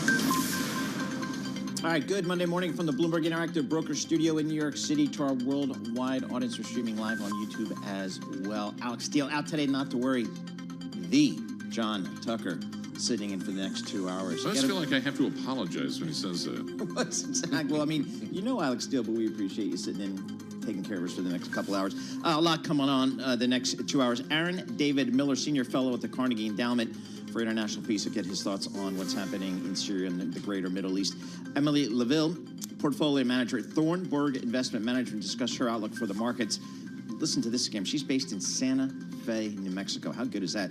Seema Shah, Vice President of Research and Insights at Sensor Tower, joins to discuss the recent TikTok decision and where those ad dollars are going to go if they're banned off of TikTok, because that's a huge platform for digital advertising dollars. So we'll break all that down. Let's kick things off right here with Lisa Mateo on Bloomberg Business Flash. Lisa. You got it. In this Business Flash brought to you by IBKR with Interactive Brokers Forecast Trader. You can trade your views on key economic and climate indicators. Visit ibkr.com/forecast and get started today. All right, we have more economic data coming out this morning. Wholesale inventories for October, month over month. The survey was for 0.2%, just coming in right on target at 0.2%, same as the prior two. All eyes, though, on November's Consumer Price Index. That comes out on Wednesday. We have producer prices on Thursday to help give investors some clues on interest rate cuts by the Fed. Stocks struggling for direction right now. We have the NASDAQ little changed. The Dow little changed as well, up about 16 points. The S&P 500 down about 0.1% or 7 points. We have the 2-year yield at 4.12%. That's up 1 basis point. The yield on the 10-year 4.18%, and that's up about 3 basis points. Korean markets extending their declines right now. We have the Kospi down more than 2.5%. We have the Korean won down about 0.5%. The Chinese yuan, that's rebounding. It's up about 0.2% and racing those losses. China's top leaders announced they will embrace a moderately loose strategy next year. And U.S.-listed Chinese shares on the rise. We have Alibaba. That is up this morning. That is up more than 8%. Then we have PDD. That's up 11%. And JD.com up 13%. Have to check in with shares of NVIDIA. They're down 2%. That's after a report that China probing the company on suspicion of an anti-monopoly law breaches. And shares of Interpublic Group, those are up this morning. They're up 9%. That's after Omnicom Group agreed to buy Interpublic. The stock-for-stock transaction. Omnicom is down about 6%. And this headline just crossing the Bloomberg, Mondelez said to explore a takeover of Hershey. For on-demand news 24 hours a day, subscribe to Bloomberg News Now, wherever you get your podcasts. I'm Lisa Mateo. That's a Bloomberg Business Flash. Paul and John. Mondelez, let's see, chocolate Sure. covered. Put chocolate in anything and it'll work. I mean, right? Let's Yes. be honest. Listen, on this Hershey deal, I was at a firm back in the day, a regional firm. We actually had a good relationship with the Hershey Trust. And so we got approached a lot by big packaged foods companies. Hey, can you get us a meeting with the Hershey family and the trust? Because we're interested in, and they just would never, ever take a deal. And they control 80% of the votes here, so you got to get the trust on board. And this trust goes back like way more than 100 years. I mean, it's... And again, this is the family. Yes. And Hershey, Pennsylvania, the whole thing, the museum, it's a whole family dynamic that no one understands. But we had a banker at the time who had a good relationship, and we tried to get paid there a million times. Nothing. So we'll see if a deal happens here today. It would be a monster deal in the packaged food business. So we'll try to get some voices on that. Lisa Mateo, thank you so much for that. John Tucker sitting in for Alex Steele here. We are here in our Bloomberg Interactive Broker Studio, streaming live on YouTube. Looking at the markets here, nothing happening. Let's be honest. NASDAQ up 9 points. S&P -7. Bailey Lipschultz comes in here. He thinks he's got some stuff to talk about, so we'll give him a few minutes here. He covers the equity markets for Bloomberg News. Billy, what are you looking at today? We're finding something. Let's start with that news, though. Mondelez said to explore takeover of Hershey, as you mentioned. Right now, ticker HSY. Hershey shares halted right now for volatility, up 5.7%. Yeah. Biggest move since February. One thing to keep an eye on, though, it is down about a third of its value from a May 2023 high. You have the rising cost of cacao. You have the rising kind of pullback in terms of consumer spending, maybe downgrading what you're buying. Maybe you're not buying Hershey's products and you're going a little bit cheaper. So it has been quite a volatile stock. Again, according to Bloomberg News, this scoop saying a potential deal could create a food giant with combined sales of almost $50 billion. And going back to 2016, company walked away from discussions about a potential takeover after seeing a $23 billion bid rejected by the chocolate maker. So one thing to certainly keep an eye on, as you mentioned, that Hershey Trust Co. is the big deal when you're trying to get something across the finish line. Kind of reminiscent of those rumors we've seen around Nordstrom time and time again, where sure you can talk about wanting to acquire a company, but you got to get the family on board. Yeah, I mean, it's got a total enterprise value of $40 billion right now, so you got to put a premium on top of that. So this would be a monster deal. But I mean, founded in the late 19th century, Hershey's is known for its chocolate candy brands, including Hershey's Kisses, Reese's Peanut Butter Cups, and Payday. I mean, that's Is there any mention of a price anywhere? Not yet. Not that I've seen. No, but it'd be the stock's trading up a little bit here, but that would be just an awesome deal because again, it's that trust has owned that company again since the late 1800s. So. Just looking at the flip side, Mondelez ticker MDLZ down just over 2%, lowest level since October 2023. So arbitrage out and about. All right, anything else out there? Just looking at Tesla. Tesla shares trading at the highest level in more than 3 years, whether that has to do with plans to price their Model Q after subsidies below $30,000, maybe that impact, or just kind of the humanoid robot. Regardless, the Elon Musk trade has been alive and well when you look at Tesla shares. Again, right now, up 1.9%, had jumped about 4%, trading around the highest level since on an intraday basis since November 2021. So investors still liking anything Elon touches. We also got news about Vivendi just crossing the Bloomberg. And this one, Vivendi shareholders approved plan to split up company. Boy, we actually, at Credit Suisse First Boston, we got Vivendi, which was a state-owned water company, into the media business. Can you believe that? So you're the one. You know, and I tell you, the research that got them thinking about it was from Laura Martin. We speak to her at Needham and Company. She was at Credit Suisse First Boston, and she said, you know what, you should buy the, get into the media business. She ended up working there for a while in investor relations, so some good stuff there. All right, Billy Lipschultz, thanks so much. We appreciate that. Let's get back to the geopolitics coming out of the Middle East. The Syrian President Bashar al-Assad is now in Moscow after rebel forces took control of Damascus over the weekend, ending nearly a century of his family's rule. His toppling is sending shockwaves throughout the Middle East and will be a major blow to Russia and Iran. President Joe Biden hailed Assad's fall in an address to the nation on Sunday. Take a listen. It's a moment of historic opportunity for the long-suffering people of Syria to build a better future for their proud country. It's also a moment of risk and uncertainty. As we all turn to the question of what comes next. All right, that was President Biden with some comments Sunday regarding what's happening in Syria. Let's get some more analysis on this unfolding situation. Aaron David Miller, Senior Fellow at the Carnegie Endowment for International Peace, joins us from Washington, D.C. via Zoom. Aaron, thanks so much for joining us here. Do we have any idea who's in charge over there in Syria?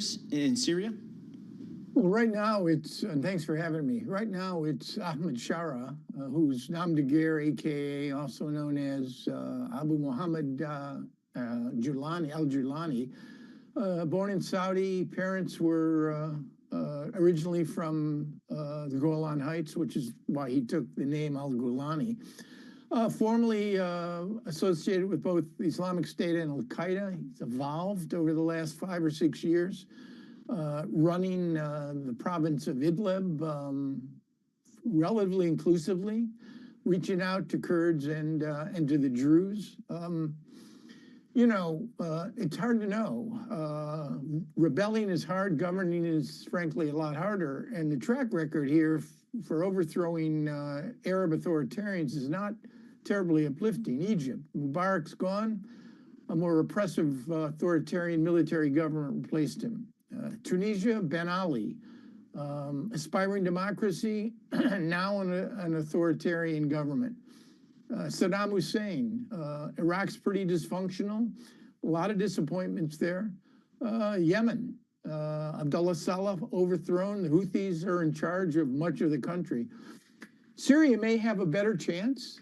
Headlines appear to be pretty good. Not a lot of repression or retribution yet. Golani's singing a pretty moderate tune, invited the international press in, sending signals to the Alawi community in Latakia that not interested in retribution. I guess, guys, the question will be power sharing. It'll be power sharing, and it'll be whether or not the Islamic principles and strictures of these Sunni political Islamists can be reconciled, with the largely traditional secular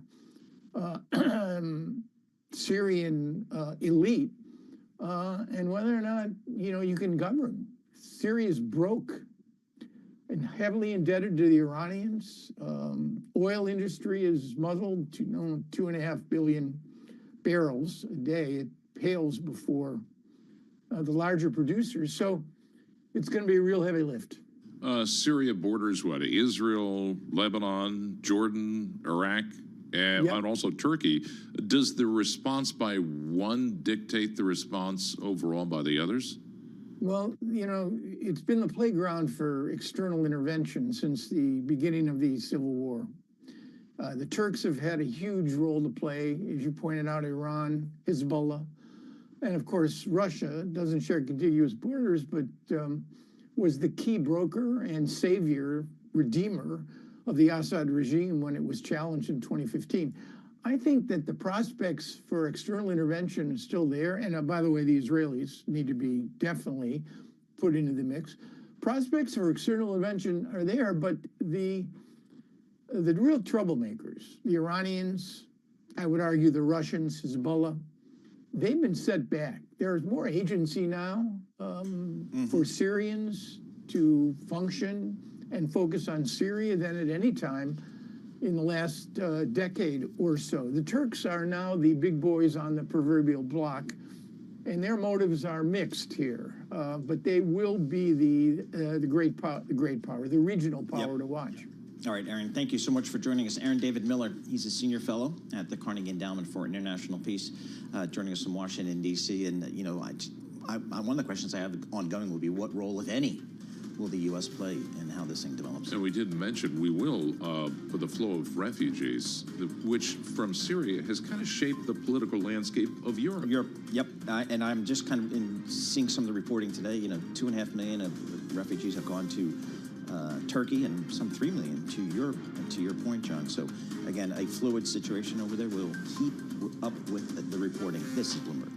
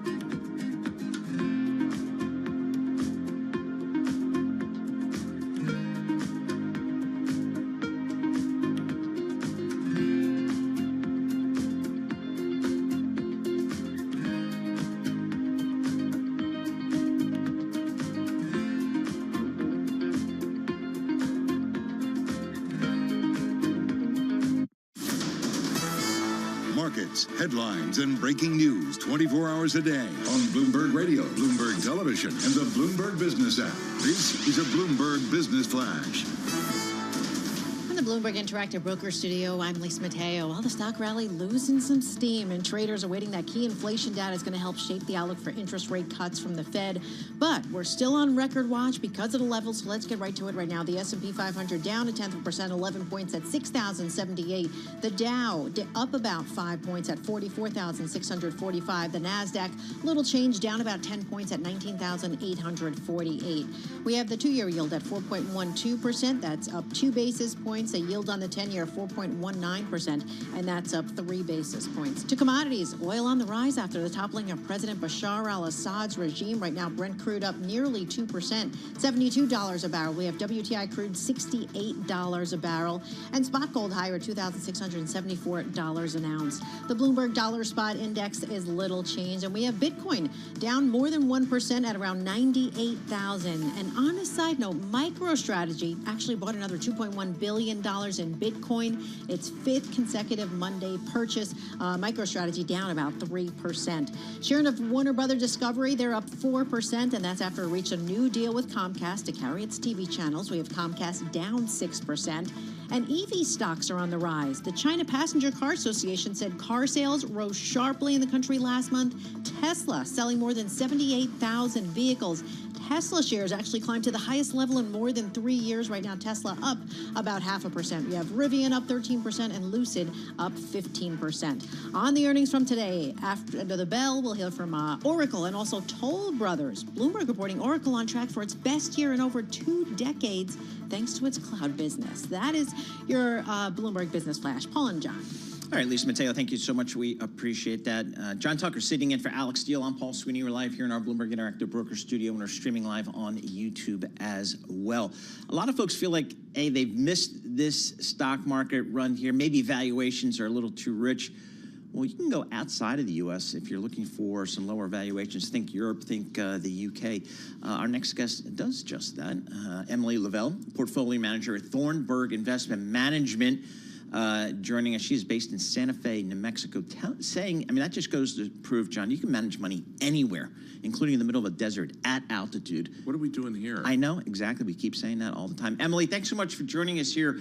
I know you're co-portfolio manager of the Thornburg International Growth Fund. How do you guys think about investing outside of the U.S. these days? Where do you see opportunities? Good morning. Well, we're excited. I mean, you talked about it a little bit earlier, but I think the outlook for the U.S. stock market is challenged right now. I mean, from a valuation standpoint, if you look at the earnings yield on the S&P 500 and you compare it to where Treasury yields are, I mean, you're basically hardly getting an equity risk premium, right? And so I think that's a challenging setup from here. What you need then is, significant earnings upgrades into 2025 in order to continue to see the U.S. stock market to work, which is possible. Never say never. I mean, the U.S. has been outperforming international markets for a long time, but I do think the macro setup is also pretty challenging, and, we can talk a little bit more about this later, but I think some of the, potential Trump policies are pretty incrementally risky for the U.S. economy. So, if you look outside the U.S., in contrast, I think a lot of that bad news is really in the price. So, if you look just at the European market, for example, you are getting paid to take equity risk in Europe, which is, again, something you don't see in the U.S. And so, the other point of that is you're, I think, starting to get to a point from a macro and a policy standpoint in Europe where the ECB, Germany, France are all sort of waking up to the realization that they really need to do things to help stimulate their domestic economies. And so I think you could see kind of a nice, interesting pickup in the fundamental earnings support that you see as well. And then, of course, there's China, which is interesting. So what we tell our clients is diversification is the only free lunch in investing. And, that's why you should have an allocation to international markets, no matter what, the recent past tells you. Emily, remind everybody the international component of the S&P 500 and the exposure to international companies. Yeah, that's such a good point. I mean, I think it's something that's overlooked by the average U.S.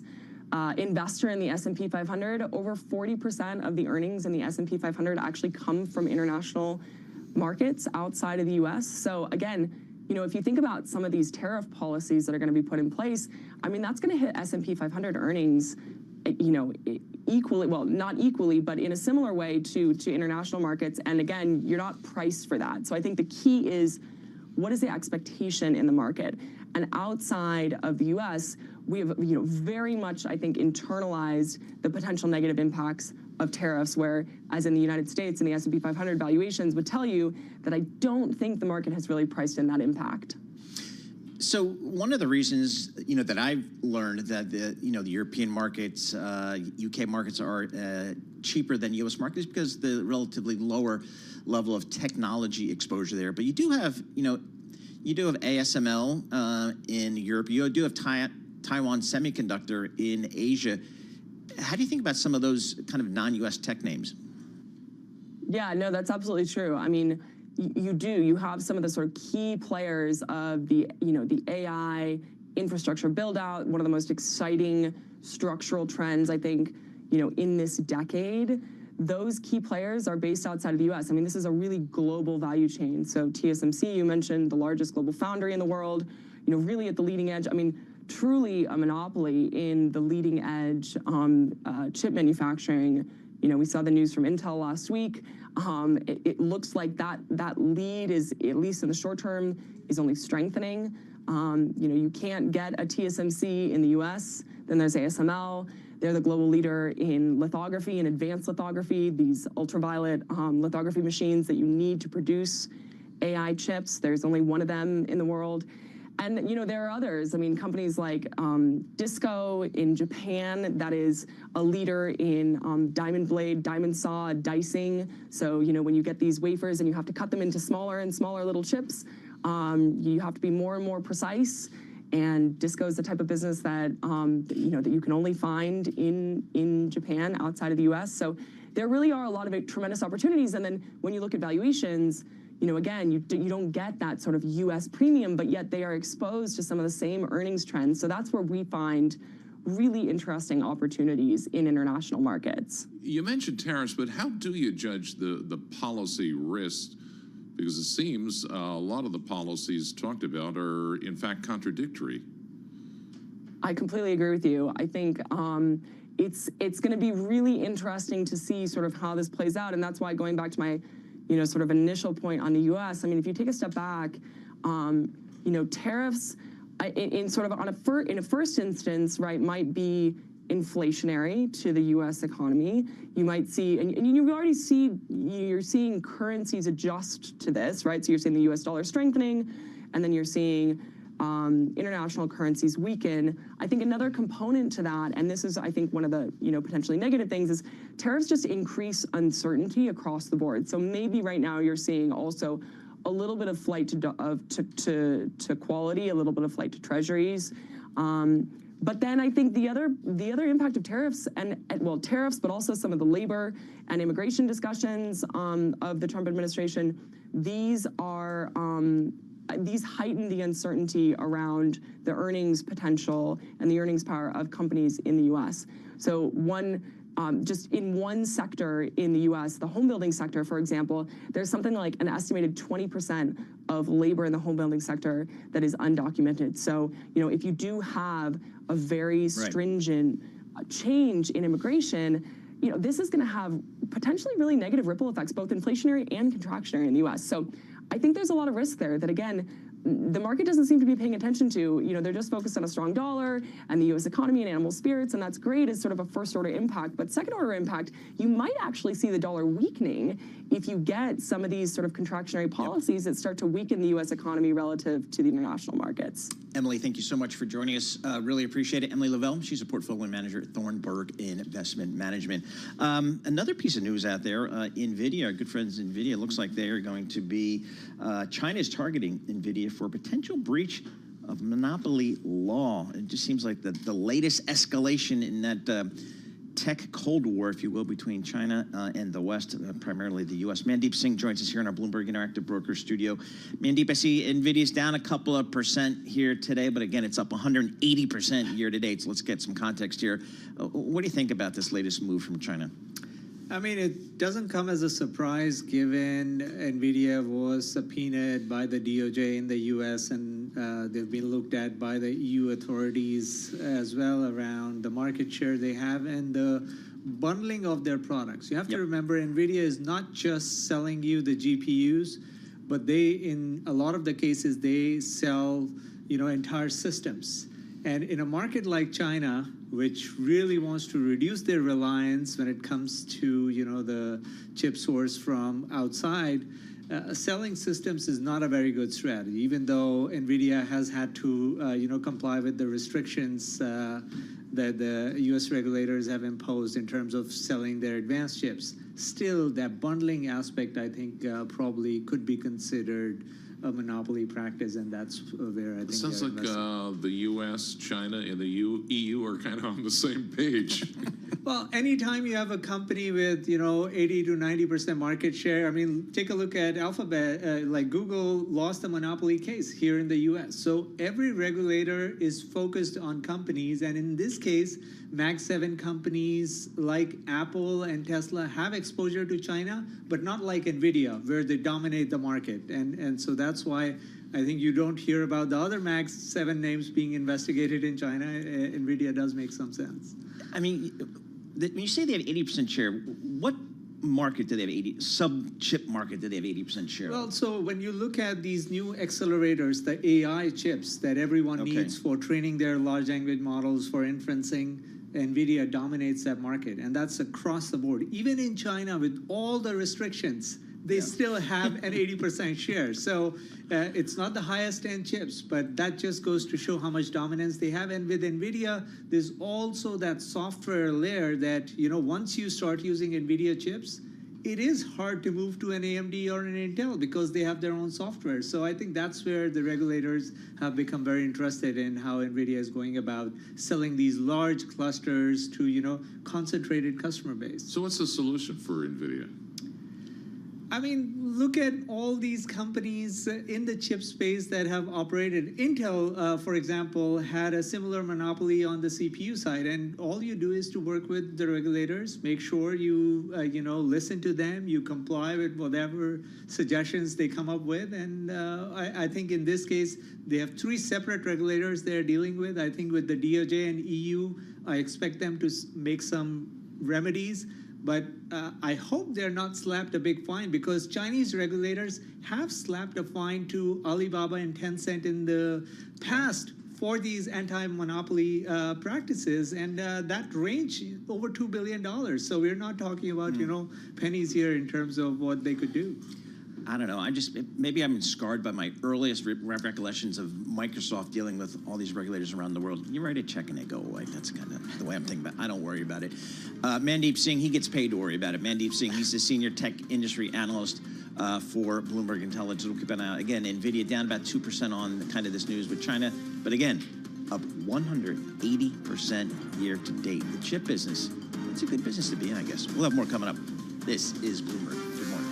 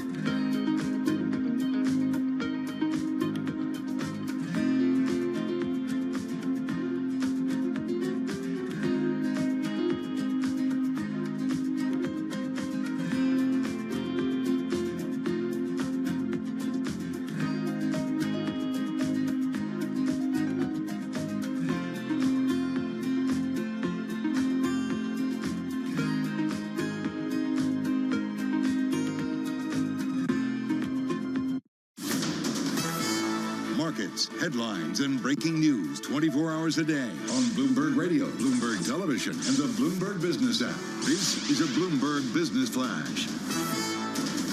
From the Bloomberg Interactive Broker Studio, I'm Lisa Mateo. Well, we've got red on the screen, and this is after the S&P 500 notched its 57th closing record in 2024. This year's surge approaching 30%, with the benchmark on pace for its best annual return since 2019. You have Oppenheimer seeing the S&P 500 hitting 7,100 by the end of 2025. Citi said its base case target is 6,500. We'll start with the S&P 500, down about 0.3%, 20 points at 6,069. The Dow, little change, down about 19 points at 44,621, and we have the Nasdaq down nearly 0.5%, 98 points at 19,761. The 2-year yield 4.12%, that's up 1 basis point. The yield on the 10-year 4.18%, and that's up 2 basis points. The Bloomberg Dollar Spot Index down about 0.1%. We have shares of Super Microcomputer. They're up about 2.5%. The company was given more time to become compliant with Nasdaq listing rules. And shares of Macy's, they're up 3%. Activist investor Barrington Capital pushing the company for changes, including its new real estate unit. Macy's reports their results on Wednesday. That was after that delay. And few companies making news. Volkswagen workers went on strike for the second time this month, protesting planned factory closures and layoffs. And finally, TikTok looking for a pause of its U.S. ban to give the U.S. Supreme Court a chance to review. For on-demand news 24 hours a day, subscribe to Bloomberg News Now, wherever you get your podcasts. I'm Lisa Mateo. That's a Bloomberg Business Flash. Paul and John. All right, Lisa Mateo, thank you so much. We appreciate that. John Tucker sitting in for Alex Steele. I'm Paul Sweeney. We're live here in our Bloomberg Interactive Broker Studio. We're streaming live on YouTube. That's the internet, youtube.com, search Bloomberg Podcast, and that's where you'll find us. John, I know you're a big TikToker out there with all your dance videos. I have not gone down that rabbit hole You haven't just gone yet. down that road. Big news, though. I mean, ByteDance, which is a Chinese company, owns TikTok, and there's a decision that they need to ByteDance needs to divest this thing, or it's going to be banned in the U.S., and that's big because we got a lot of users, I think, in TikTok. But has the government yet shown concrete examples of what's happening Congress to passed prove the their law. point? Congress passed the law. Doesn't It's going to matter. happen. Seema Shah joins us, Vice President of Insights at Sensor Towers. She joins us here in our Bloomberg Interactive Broker Studio. Former analyst at Bloomberg Intelligence, so an old friend of the show here. So, Seema, if TikTok is banned in the United States, what does that mean? So the U.S. has about 10% of their active users at about 114 million quarter to date in 4Q. It's a fairly large portion of their user base. 22% of their in-app revenue, we'd call it, from their coins that they sell. So again, that's very high. And TikTok makes up about 9% of U.S. ad spending, digital ad spending. So if you think about where this would go, the biggest winners obviously are YouTube and Meta. Meta because they've introduced their own short-form video platforms, Reels, on both, and YouTube has Shorts. And we're seeing an increasing amount of time spent on those portions of the apps. 40% of Instagram users spend 40% of their time on Reels, and 26% of time is spent on Shorts. So those will likely be the biggest winners, and that's similar to what happened in India when it was banned. We had some local companies in June of 2020, and we saw local players come up and gain share. Then we also saw significant growth in Instagram. Those would be the winners. Let's talk about the losers. How many content creators depend on this for income?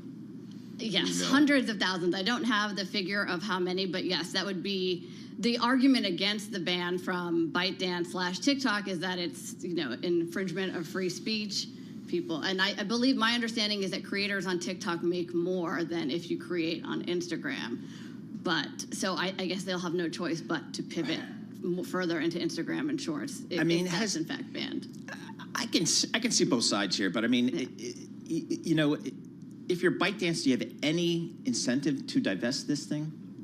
To kind of, or would you rather just let it go dark in the U.S.? I mean, that's what they did in India, but I think the U.S. is a fairly large market to let go in terms of advertising.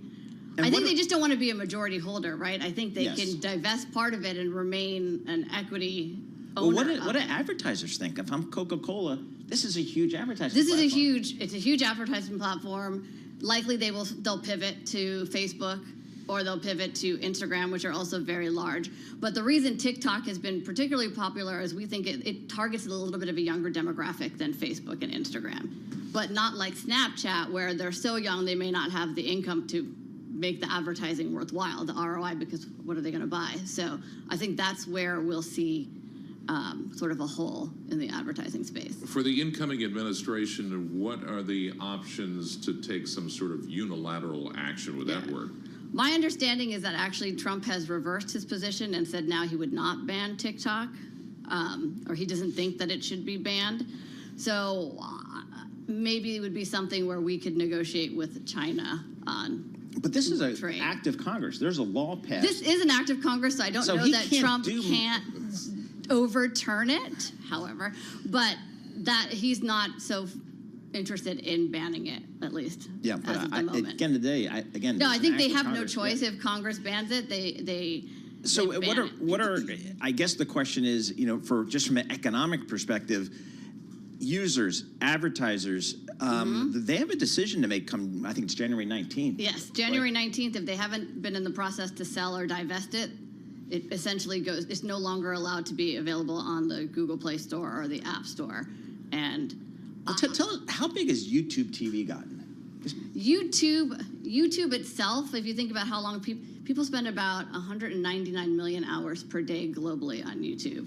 And this compares to 83 million on TikTok and 93 million on Facebook. So it's still significantly larger. It's a much larger platform. It's probably most akin to like OTT because it has a broader audience. So I definitely think like they will be winners and Meta will be a winner for sure. Okay, back to TikTok's parent company, ByteDance. Yes.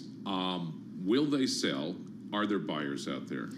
There are apparently private U.S. investors that are bringing, so I think the current valuation was estimated to be about $300 billion for the entire company. Wow. So if you assume 10% of their users in the U.S., let's say it's valued at $30 billion, there are groups of private investors trying to gather, some sort of, because if you think about it, it would be a great potential investment. The technology that they have, all that user information, the advertising dollars, it would make sense, I think, for a non-Chinese investor to want to buy that technology. Is there any proof out there that the concerns being expressed have that China is actually collecting this data? Not that I've seen, where specifically they've found out something about a consumer or a group of consumers and acted upon it. Well, they're looking at you, John Tucker. I know that. Oh, they're looking at you. So what else are you working on at Sensor Towers? What's some of the stuff? Some of the other stuff we're looking at has been Black Friday. We look at a lot of advertising data, so we saw that overall advertising over the Black Friday weekend was probably a little bit lower, with Target pulling back a little bit, but Walmart spending more. And then from a mobile app perspective, because of the strength of Shein, again, Chinese retailer, Shein and Temu, as a whole, the retail sector is slower this year versus last year.